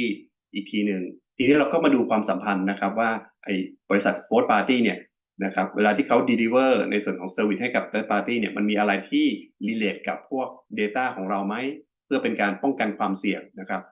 แล้วก็เป็นการ improve ในแง่ของการบริหารจัดการsupply chain ของ third party ที่เราดูแลอยู่ด้วยเพราะเขาคุยที่เข้ากับเราถ้าเกิดอะไรขึ้นกับเขาเราก็โดนด้วยเหมือนกันเพราะฉะนั้นเราก็ต้องช่วยเขาในแง่ของการช่วย evaluate ว่า fourth party นะครับที่เขาทำธุรกิจด้วยเนี่ยมันจะ impact อะไรเราไหมนะครับก็ลักษณะก็จะเป็นลักษณะนี้ครับ next hand So in the last step here, one of the easiest way to look at it is utilize contracts to safeguard against your high risk third and fourth parties, right? So make use of contracts, legal contracts, to ensure that your most critical services are not being outsourced. So for example, when drafting the contract with your new incoming third party, make sure that or if you're making any amendments to your existing contract, make sure that you specify what can and cannot be outsourced or subcontracted. So this will then be important for your most critical third parties and implement this. If you implement this now, moving forward as well for your new third parties that is entering your ecosystems. Leveraging contracts is important because especially in a highly regulated industry like healthcare or finance industry, these contracts will be scrutinized and organizations themselves should act like a regulator when managing their third parties as well. So contracts will help you secure the engagement. So for example, you can also define in your contracts that your third parties must meet a certain level of security health or security posture. For example, they must be a C and above or B and above on an ongoing basis as well. เพื่อลดความเสี่ยงนะครับจากการที่เราต้องทำธุรกิจกับ fourth party เราก็อาจจะคุยกับ third party ที่ได้สัญญาจากทางเราว่าเราไม่ให้ outsource ในงานที่เราให้นะครับเพราะว่าถ้าเกิด outsource ไปเนี่ยมันจะ control ไม่ได้อาจจะมีความเสี่ยงจาก fourth party ที่เขา outsource ซึ่งตรงนี้เนี่ยการใช้สัญญาเพื่อมาช่วยลดความเสี่ยงตรงนี้เนี่ยก็จะทำให้ง่ายขึ้นนะครับ next hand Okay, so aside from all these different steps that we've been communicating as well in this session, there are some additional considerations that you have to think about as well, and whether they're relevant in your industry and your organization. So one of the important things to note is that the traditional risk model of enterprises has changed. We tend to think about perimeter defense, right? So that's where we put all our firewalls, where our strongest security sit, right, at my perimeter. But today, because we are moving rapidly into cloud, moving into different elements of risk, there's really no more perimeter, and your attack surface is not limited to just your organization, and that makes it really challenging to secure. Also, regulators around the world are now putting a microscope in terms of not only your own risk, but how you're managing your third parties as well. So your third party risk is now being considered by regulators as part of your own risk, right? So that's what regulators are seeing. There's also the expansion view of risk, So the scope of risk is expanding and they're asked to do more with less. So for example, ESG, environmental, social, and governance risk is now fast becoming a part of the risk model that organizations need to consider as well. ครับก็การบริหารจัดการความเสี่ยงรูปแบบเก่าเนี่ยมันก็มีการเปลี่ยนแปลงนะครับปัจจุบันเมื่อก่อนเนี่ยเราอาจจะดูแค่ parameter ที่เกี่ยวข้องกับองค์กรเราปัจจุบัน attack surface อย่างที่ผมบอกมีการขยายตัวมันคือ ecosystem ที่เราทำธุรกิจด้วยแล้วนะครับแล้วในส่วนของการกำกับดูแลต่างๆเนี่ยเขาจะเริ่มลงมาดูดาวในส่วนของ third party risk management เพิ่มเติมยกตัวอย่างเช่น supply chain risk ของ NIST เป็นต้นนะครับและทีมงานของ security เองในองค์กรนะครับก็บัดเจ็ตก็ไม่ค่อยได้เยอะเนาะแล้วก็ในส่วนของความรับผิดชอบก็เพิ่มมากขึ้นนอกจากดูแลตัวเราเองแล้วเนี่ยยังต้องมาดูแลในส่วนของพวก supply chain หรือ third party พวกนี้เพิ่มเติมซึ่งเป็น attack surface ซึ่งแฮกเกอร์สามารถใช้จู่โจมองค์กรเราได้เหมือนกันนะครับ next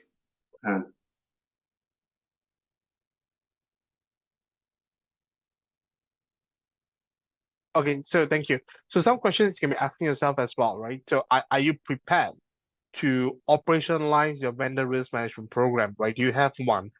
Next is, are you able to accept the risk of your vendors falling below your risk appetite? Where is your risk appetite as well, right? So that considerations to think about. How do you respond to a third-party breach? Do you have a plan, a playbook already in place? Do you practice that playbook? Have you practiced that playbook before? Can you comply with regulations that demand a quick response to third-party breaches? There are some organizations and regulators across the world that's requiring notifications to the regulators within 30 minutes of a breach detection, right? So 30 minutes, you have to notify your regulator. Can you comply with that?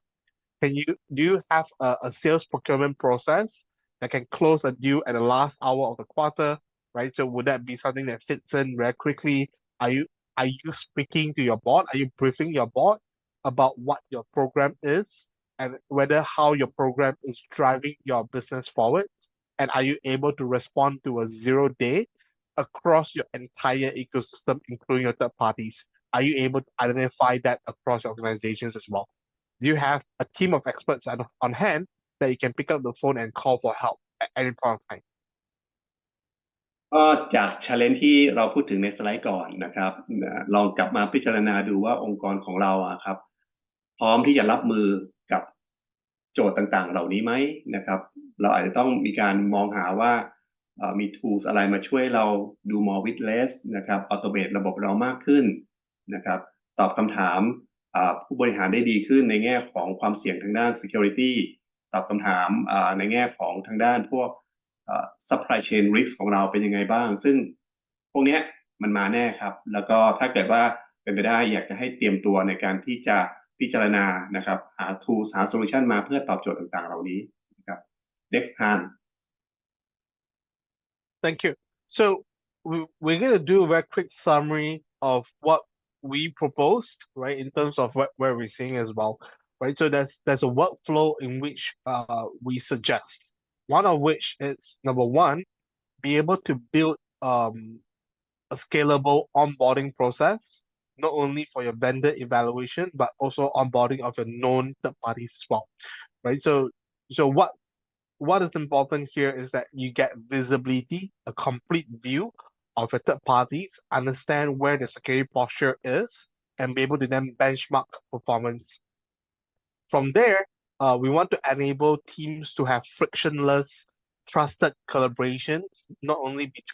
within the organization, but also between your vendors and business partners as well. So a quick way to do that is to have automation in place to save time and be able to then understand a change in the third-party relationship. So be able to set up alerts, notifications when there's a change in terms of security posture,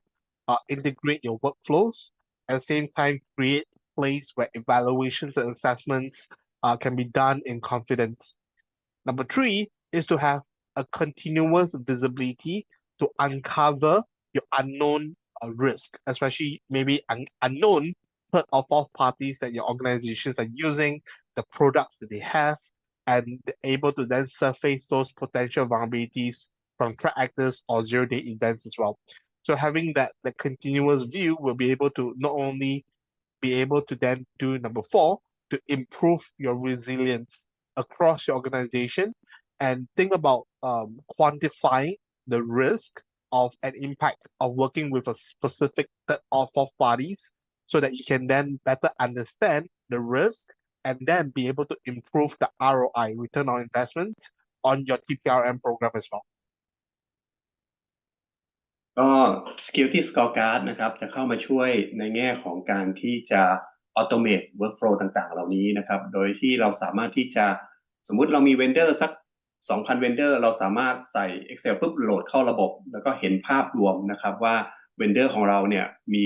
สุขภาพทางด้าน security เป็นยังไงแล้วหลังจากนั้นเนี่ยเราก็จะมี tools ในการทำ automate collaborate workflow เพื่อ communicate นะครับเพื่อสื่อสารกับองค์กรที่อาจจะมีsecurity ไม่ค่อยดีอย่างเช่นในเกรด F เนี่ยส่งว่าปัญหาเขาอยู่ที่ไหนควรจะแก้อะไรนะครับหลังจากที่เขา improve แล้วเราก็จะมีภาพรวมในแง่ขององค์กรต่างๆที่เราทำธุรกิจด้วยว่า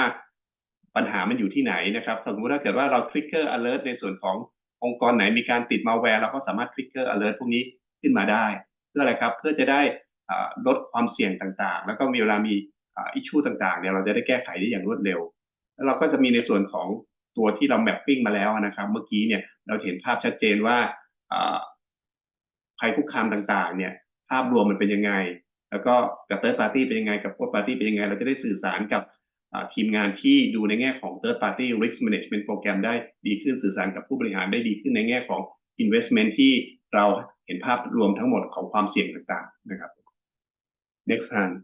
So one important keyword that you see on this slide here is scalability, right? Because again, the global average of third parties that organizations work with is at 583 vendors that there's a relationship with. So it's important to be able to not only build and scale your program, so you need to be able to quickly import, tag, tier, and create your portfolios of vendors to monitor continuously. You want to be able to then have to get to know who are your known, and of course, if you have unknowns as well, especially if you're a mature company, your third and fourth parties that are related and associated with your organizations, what their risk is, so that you can then set the stage for automatic remediation workflows and the ability to have continuous monitoring. So when you put all of this together itself, you want to understand where the risk is coming from, whether it's risk or access to crown jewels, is it a full view or watched third party, and you're able to then dig in to the organizations and understand and pinpoint the risks and create action plans with them so that they are able to remediate the issues as well. So as you dig in to the security risk of your organizations or security posture of your companies as well, you might need to reevaluate the relationship with the vendors as well. And of course, last but not least, you may also want to benchmark your performance of your third parties against their competitors and their peers in the same industry as well. So it's important to level set, especially when you're doing this type of comparative analysis as well. ก็คีย์เวิร์ดอีกอันหนึ่งก็คือ scale นะครับก็คือว่าทำจำนวนมากอย่างที่เขาบอกว่าโดยเฉลี่ยแล้วปัจจุบันเนี่ยคนบริษัทจะมีเวนเดอร์น่าจะประมาณ580 กว่าเวนเดอร์นะครับซึ่งตรงจุดนี้เนี่ยเราสามารถที่จะโหลดนะครับเวนเดอร์เหล่านั้นเข้าระบบแล้วก็เอามาclassify tagging ต่างๆเพื่อกำหนดว่าใครเป็น critical ใครเป็นอะไรยังไงสร้างเป็น portfolio ขึ้นมาแล้วก็ drill down ลงไปดูว่าแต่ละองค์กรเหล่านั้นนะครับความเสี่ยงหรือปัญหาอยู่ที่ไหนเพื่อจะได้communicate กับ third party เหล่านั้นในการที่จะแก้ปัญหาแล้วเรายังสามารถ benchmark third party นั้นนะครับกับ industry ที่เขาอยู่ว่าเขาสมมุติเขาอยู่ใน industry ที่เป็น information service เขาอยู่ above average หรือเปล่านะครับหรือว่าต่ำกว่า industry average หรือว่าสามารถเปรียบเทียบกับคู่แข่งของเขาได้เพื่อให้เขาจะได้แบบ improve ในส่วนของตรงนี้ขึ้นมานะครับทั้งหมดนี้ก็เป็นแพลตฟอร์มซึ่งเราสามารถที่จะ on board นะครับ third party ของเราได้อย่างรวดเร็วครับ next hand Yep. So as you onboard and scale your program, is then important to look at the next part of it, which is automation. so that you're able to save time and resources with your workflows as well. So, so a lot of times before automation, it tends to be a relatively tedious and time-consuming process, like a point-in-time assessment. So you want to trust your vendors, but also verify the responses that your third parties provide to you in your questionnaire response. And you want to have the in-depth cyber risk ratings data to correlate what they're saying versus what is being observed publicly of them. So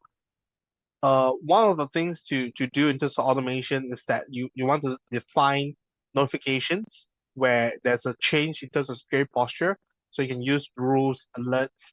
across anything, whether there's score changes, whether a new issue is found, whether a new vulnerability or CV is found, whether their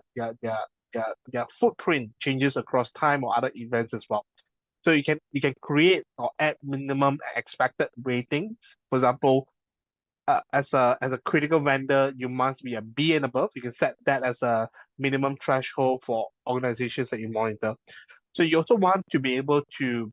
automatically send and validate your questionnaires very quickly and be able to understand the risk that comes from the third parties based on what they're saying. Be able to then take that data and the ratings and integrate it into your existing tech stack so that you extend the reach of your cyber intelligence data and your investments as well. ก็ในส่วนของ automation นะครับก็คือเราเนี่ยสามารถที่จะ set rule เพื่อ trigger alert จุดที่เราสนใจไม่ว่าจะเป็นการ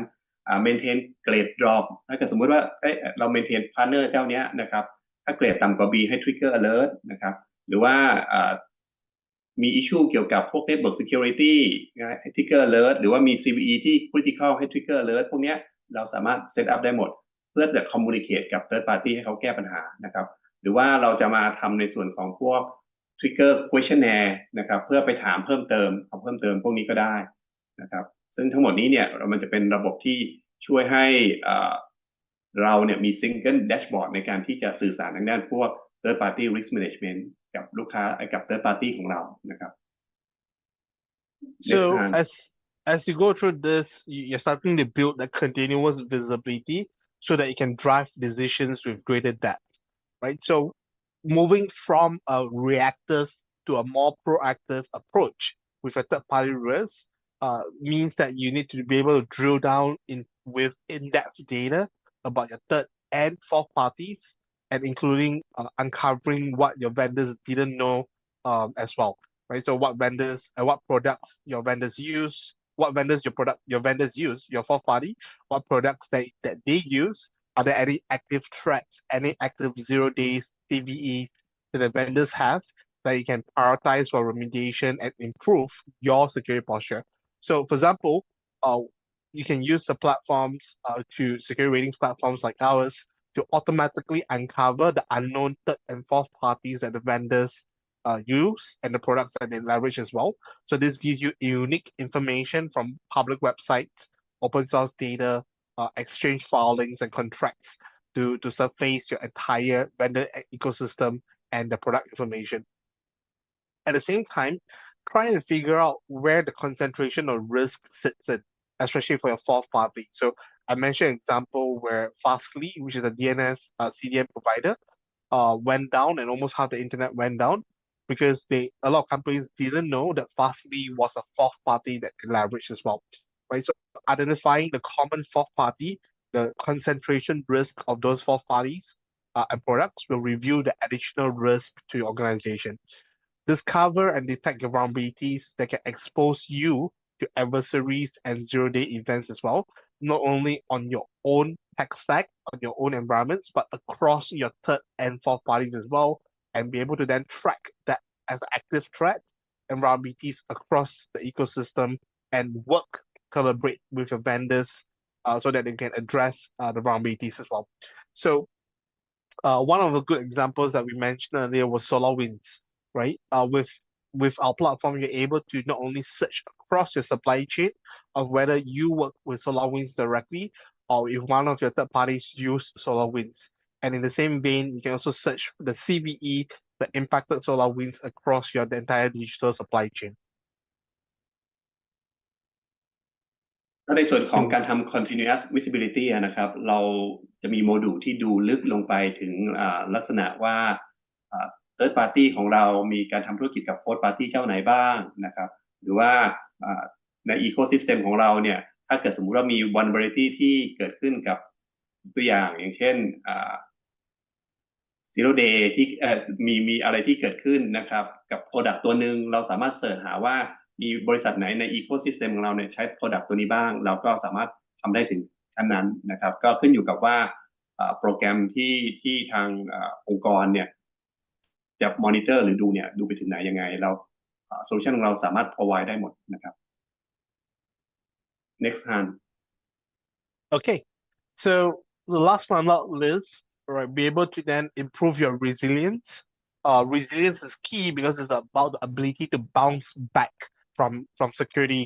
issues as well, incidents as well, right? Because a lot of times we tend to say we want to protect against a cyber threat, but it's best to see that cyber threats it's a matter of inevitability, like how Thanos says it's inevitable. So the ability to bounce back is important, right? So be able to then report on the effectiveness of your programs, prioritize where you need to build future mitigations of risk against your third parties, and having that continuous visibility and monitoring is important. So one of the ways to do it is that you plug into advanced integrations and be able to extend your TPRM reach beyond your security teams, right? So your vendor risk teams and your security teams needs to be able to collaborate together. Not only that, you also want to understand whether there's a return on investments, ROI, and be able to report that ROI so that you can quantify your TPRM program to your key stakeholders like your board of directors or C-suite so that they understand what risk are you solving and whether there is a good return on investments on in terms of the risk that you're solving as well. It's important to note that there's a cost of the disruptions, right? What's the monetary value in terms of your critical vendors having a certain critical cyber risk, and whether those risk itself is building more risk for your organizations as well. So it's also important to have that continuous monitoring. We kept emphasizing this across this presentation of your third parties on whether they have a potential vulnerabilities and be able to remediate based on certain findings across the board as well. ในส่วนของการ improve resiliency ของเรานะครับก็คือว่าสมมตินะครับว่าเราดูในส่วนของKPI นะครับองค์กรเรานะครับว่า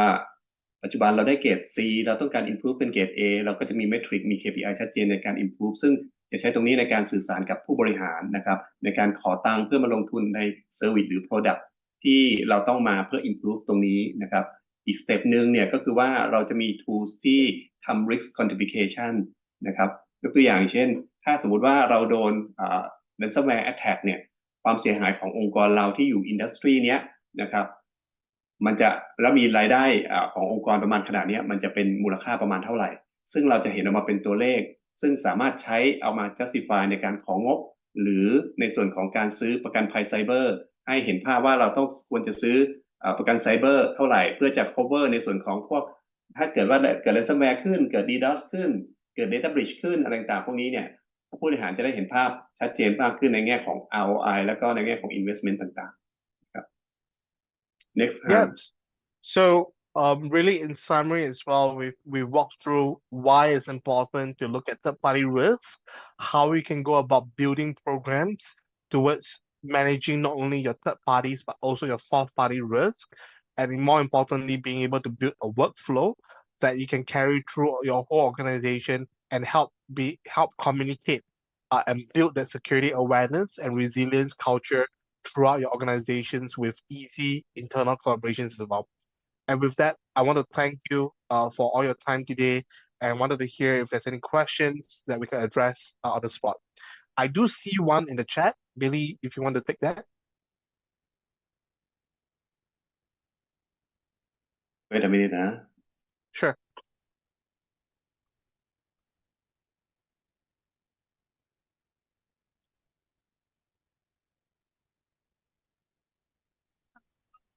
คุณกิ่งครับ Okay. ให้ผม I ตอบให้ผม sorry. ตอบเลยไหมครับหรือยังไงครับ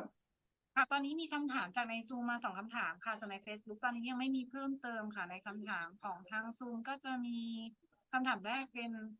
ต้องมีการขออนุญาตหรือแจ้งทางผู้ให้บริการก่อนหรือไม่ว่าจะมีการ evaluate โดยใช้ tool ในการสแกนโดเมนเป็น monthly หรือ quarterly นะคะแล้วก็ต้องแจ้งตั้งแต่ตอนทำสัญญาหรือไม่ค่ะ คือถ้ามองในมุมมองนะครับของทาง Security Scorecard เองเนี่ยนะครับก็คือบริการที่ทางเราให้เนี่ยเป็นบริการที่ถูกกฎหมายซึ่งเป็น non-intrusive ในการ collect data ต่างๆนะครับที่ relate กับองค์กรต่างๆทั่วโลกนะครับก็อ่าในการที่เราจะคุยกับบริษัทที่เราต้องการทำธุรกิจด้วยเนี่ยที่เมืองนอกเขาไม่มีความจำเป็นที่จะต้องแจ้งเขาอาจจะบอกว่าเราจะใช้ตัวนี้เรทคุณนะเพราะว่าอะไรเพราะว่าองค์กรที่เราทำธุรกิจด้วยเนี่ยเขาจะได้เห็นภาพเดียวกันว่าคะแนนของเขาอยู่เท่าไหร่เขาต้อง improve เป็นเท่าไหร่นะครับเราจะ continuous scan เกรดจะมีการเปลี่ยนแปลงตลอดเวลาเราไม่ได้ทำเป็นmonthly หรือ quarterly นะครับเกรดจะมีการเปลี่ยนแปลงตลอดเวลาถ้าเราเจอ issue ที่ relate กับพวก scoring ต่างๆเหล่านั้นครับค่ะแล้วก็จะมีคำถามทาง Facebook มาค่ะ แจ้งมาว่าเอาข้อ2ก่อนไหมครับ What ได้ค่ะ Cybersecurity ค่ะ ก็คือในซูมนะคะ เป็นคำถามมาว่า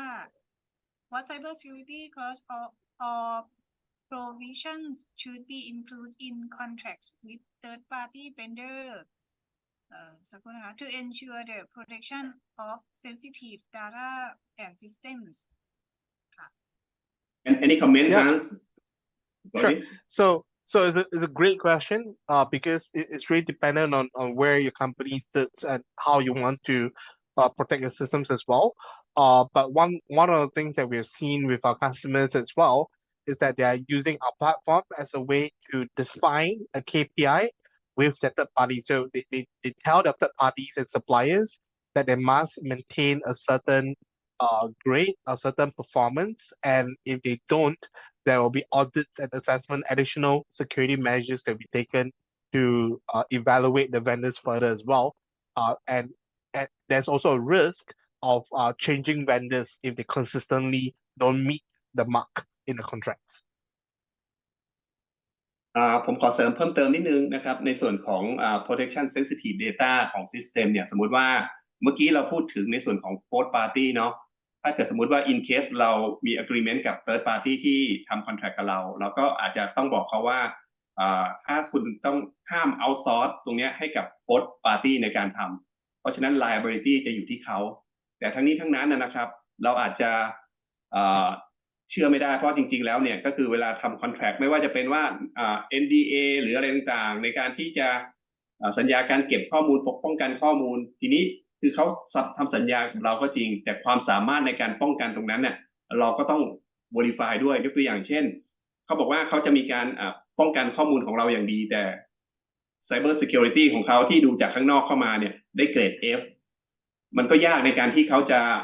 ป้องกันองค์กรเราข้อมูลของ Data ของเราเพราะว่าอะไรเพราะว่าโอกาสที่เขาจะโดนแฮกเกอร์แฮกแล้วขโมย Data ตรงนั้นออกไปก็จะสูงมันต้องใช้ประกอบกันทั้งในสัญญาแล้วก็ในส่วนของsecurity risk posture ขององค์กรนั้นด้วยนะครับต่อเนี่ยกลับมาที่คำถามใน Facebook นะคะจะมีท่านที่ถามมาว่า with continuous visibility นะคะ automatically uncover unknown third party or fourth party vendor product they use depends on third party or fourth party consent or not Great question. You don't need consent because it's based on what's observed publicly of the organization. So think about, for example, giving you an example. We're able to, let's say you're walking down the road and you notice a house, right? Beautiful house, but the back gate is open. The doors are open. There's rubbish across. And the next day you walk by and you see the same house, but you can see inside the house now, and the TV is stolen, right? There's things across the floor as well, right? So immediately you have understanding that a robbery maybe took place in the house. So this is what we're doing. We're observing organizations publicly and be able to then connect the dots and give you an understanding of where the risk is of a company, of the organization, and can leverage that to monitor across your third parties and be able to understand not only their risks, but also what risks are they bringing to you by using certain products as well. Billy? Yeah, I want to emphasize, perhaps let me share something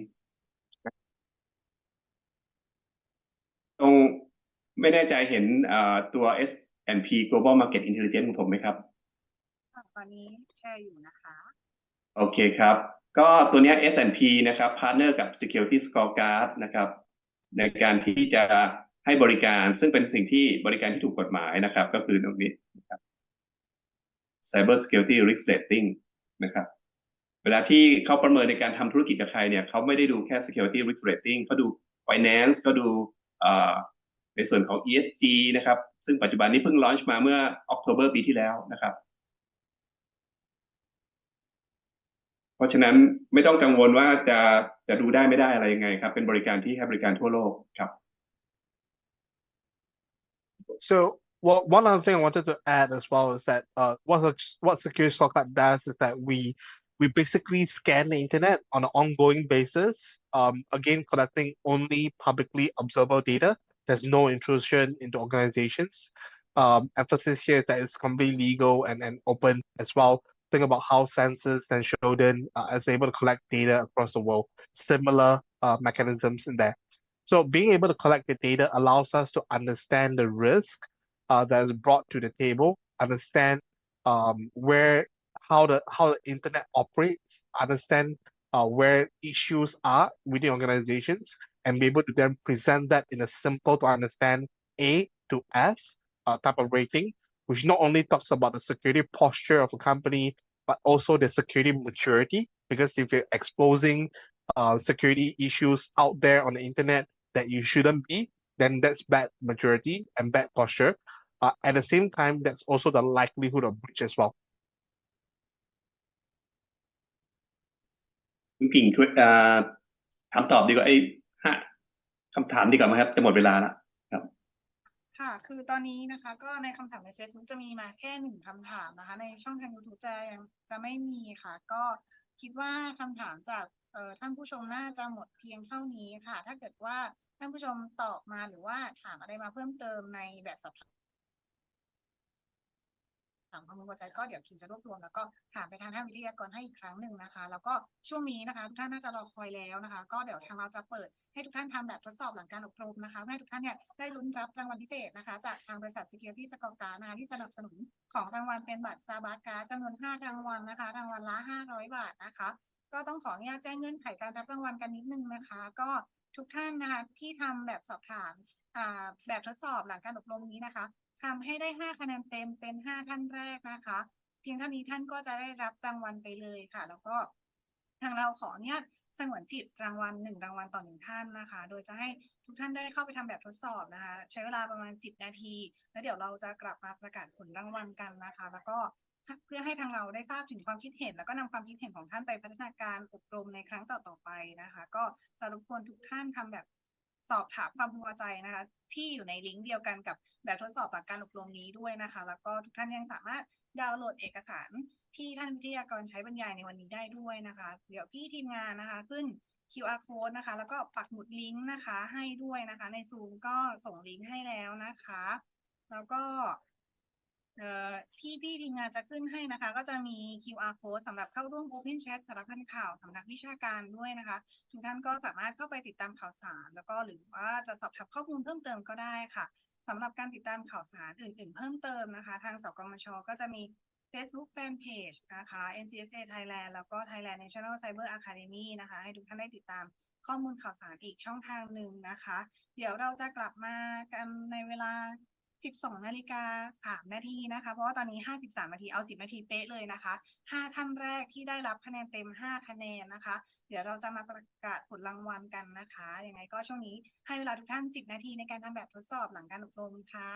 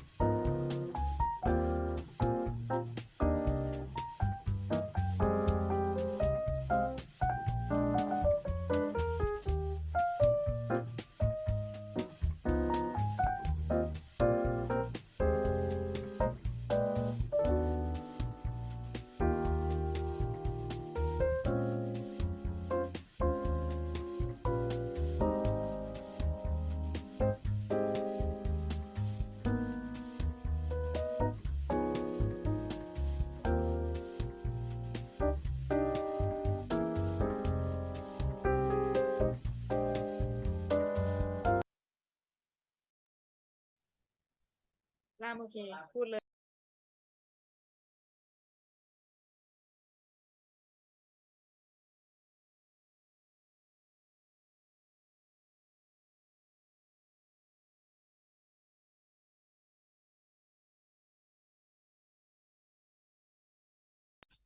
ค่ะก็กลับมาถึงช่วงประกาศผลรางวัลสำหรับ5ท่านแรกที่ได้รับรางวัลนะคะ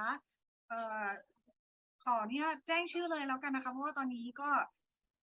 รบกวนเวลาพักเที่ยงของทุกท่านมาแล้วนะคะท่านแรกที่ได้รับนะคะชื่อคุณพานุวัฒน์ทองใจนะพานุวัฒน์ทองใจค่ะท่านที่สองนะคะคุณเอกรัตน์ตันมงคลการนะคะท่านที่สามคุณสุรัชดาเงินแถบนะคะ ท่านที่สี่คุณขวัญชัยลอยรัตน์นะคะท่านที่ห้าคุณวิพัฒน์ทองคำพันธ์นะคะในห้าท่านนี้นะคะจะมีทั้งเอ่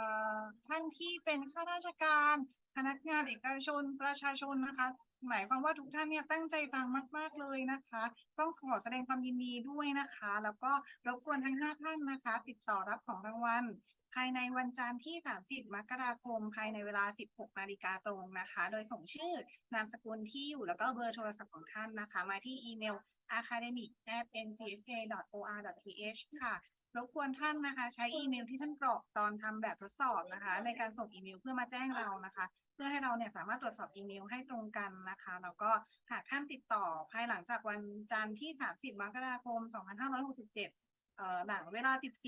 ขออภัยค่ะ16 นาฬิกานะคะทางเราขออนุญาตตัดสิทธิ์นะคะแล้วก็ทางทีมงานเนี่ยจะประ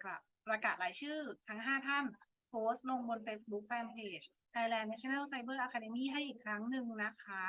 แล้วก็ท่านอื่นๆไม่ต้องเสียใจไปนะคะปีนี้นะคะสำหรับวิชาการของเรานะคะเชิญท่านวิทยากรจากที่เชี่ยวชาญนะคะจากทั้งบริษัทเอกชนนะคะหน่วยงานราชการมากมายนะคะแล้วก็เรายังมอบของรางวัลให้ท่านเรื่อยๆนะคะเรายังมีของรางวัลอีกมากมายที่จะให้ท่านได้ร่วมลุ้นสนุกในทุกๆครั้งที่มีการอบรมของเรานะคะแล้วก็ในวันนี้ทางสำนักวิชาการนะคะก็ได้จัดทำ Cyber Knowledge Center นะคะเป็นคลังความรู้ทางด้านไซเบอร์นะคะเพื่อเป็นการส่งเสริมสังคมการเรียนรู้อย่างไร้ขีดจำกัดนะคะเป็นการสร้างความสุขให้ทุกท่านด้วยนะคะเป็นการมอบความรู้ให้ทุกท่านนะคะเป็นของขวัญต้อนรับปีใหม่นะคะทุกท่านก็สามารถไปเลือกนะคะว่าท่านสนใจในการในการอบรมแบบใดมีทั้งระบบ e-learning นะคะระบบ MOOC นะคะที่ท่านสามารถเริ่มเรียนรู้ด้วยตนเองไม่ว่าเวลาไหนแล้วก็สถานที่ใดนะคะสุดท้ายนี้นะคะก็ต้องขอบพระคุณนะคะท่านวิทยากรทั้งสองท่านของเรานะคะคุณวัชรศิษฐ์สันติสุขนิรันดร์นะคะผู้จัดการประจำประเทศไทยและมิสเตอร์ฮันยางเหล่านะคะ Manager Solution Architect แท็กนะคะที่มาร่วมให้ความรู้กับผู้ชมที่รับชมในวันนี้ขอบคุณพี่ล่ามภาษามือทั้งสองท่านนะคะพี่ประภาวรินทร์สุวรรณเจริญพี่กมลนภัสเตชุปกรณ์นะคะคุณครูการศึกษาพิเศษกลุ่มบกพร่องทางการได้ยินโรงเรียนนครราชสีมาปัญญานุกูลนะคะแล้วก็ที่ขาดไม่ได้ต้องขอบพระคุณทุกท่านนะคะที่ให้ความสนใจเข้าร่วมรับฟังความรู้ในหัวข้อ Complete Guide to Building Your Vendor Risk Management Program นะคะคู่มือความสำเร็จขององค์กรในการบริหารความเสี่ยงที่เกิดจากปัจจัยภายนอกค่ะในการอบรม NCSA Cybersecurity Knowledge Sharing ครั้งที่3ประจำปีงบประมาณ 2567 นี้นะคะแล้วก็หวังเป็นอย่างยิ่งว่าทุกท่านจะให้ความสนใจแล้วก็คอยติดตามรับฟังการอบรมที่จะมอบความรู้ที่หลากหลายนะคะจากทางสำนักวิชาการความมั่นคงปลอดภัยไซเบอร์สกมชนะคะในครั้งถัดไปอีกนะคะแล้วก็ในวันนี้ดิฉันนางสาวกิ่งการอุทัยฉายแล้วก็ท่านวิทยากรทั้งสองท่านต้องขอลาทุกท่านไปก่อนนะคะสวัสดีค่ะสวัสดีครับ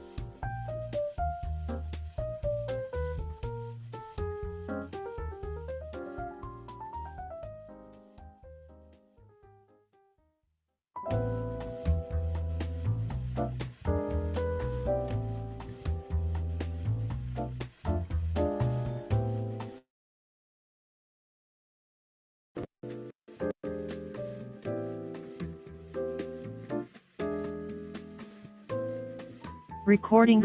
stopped.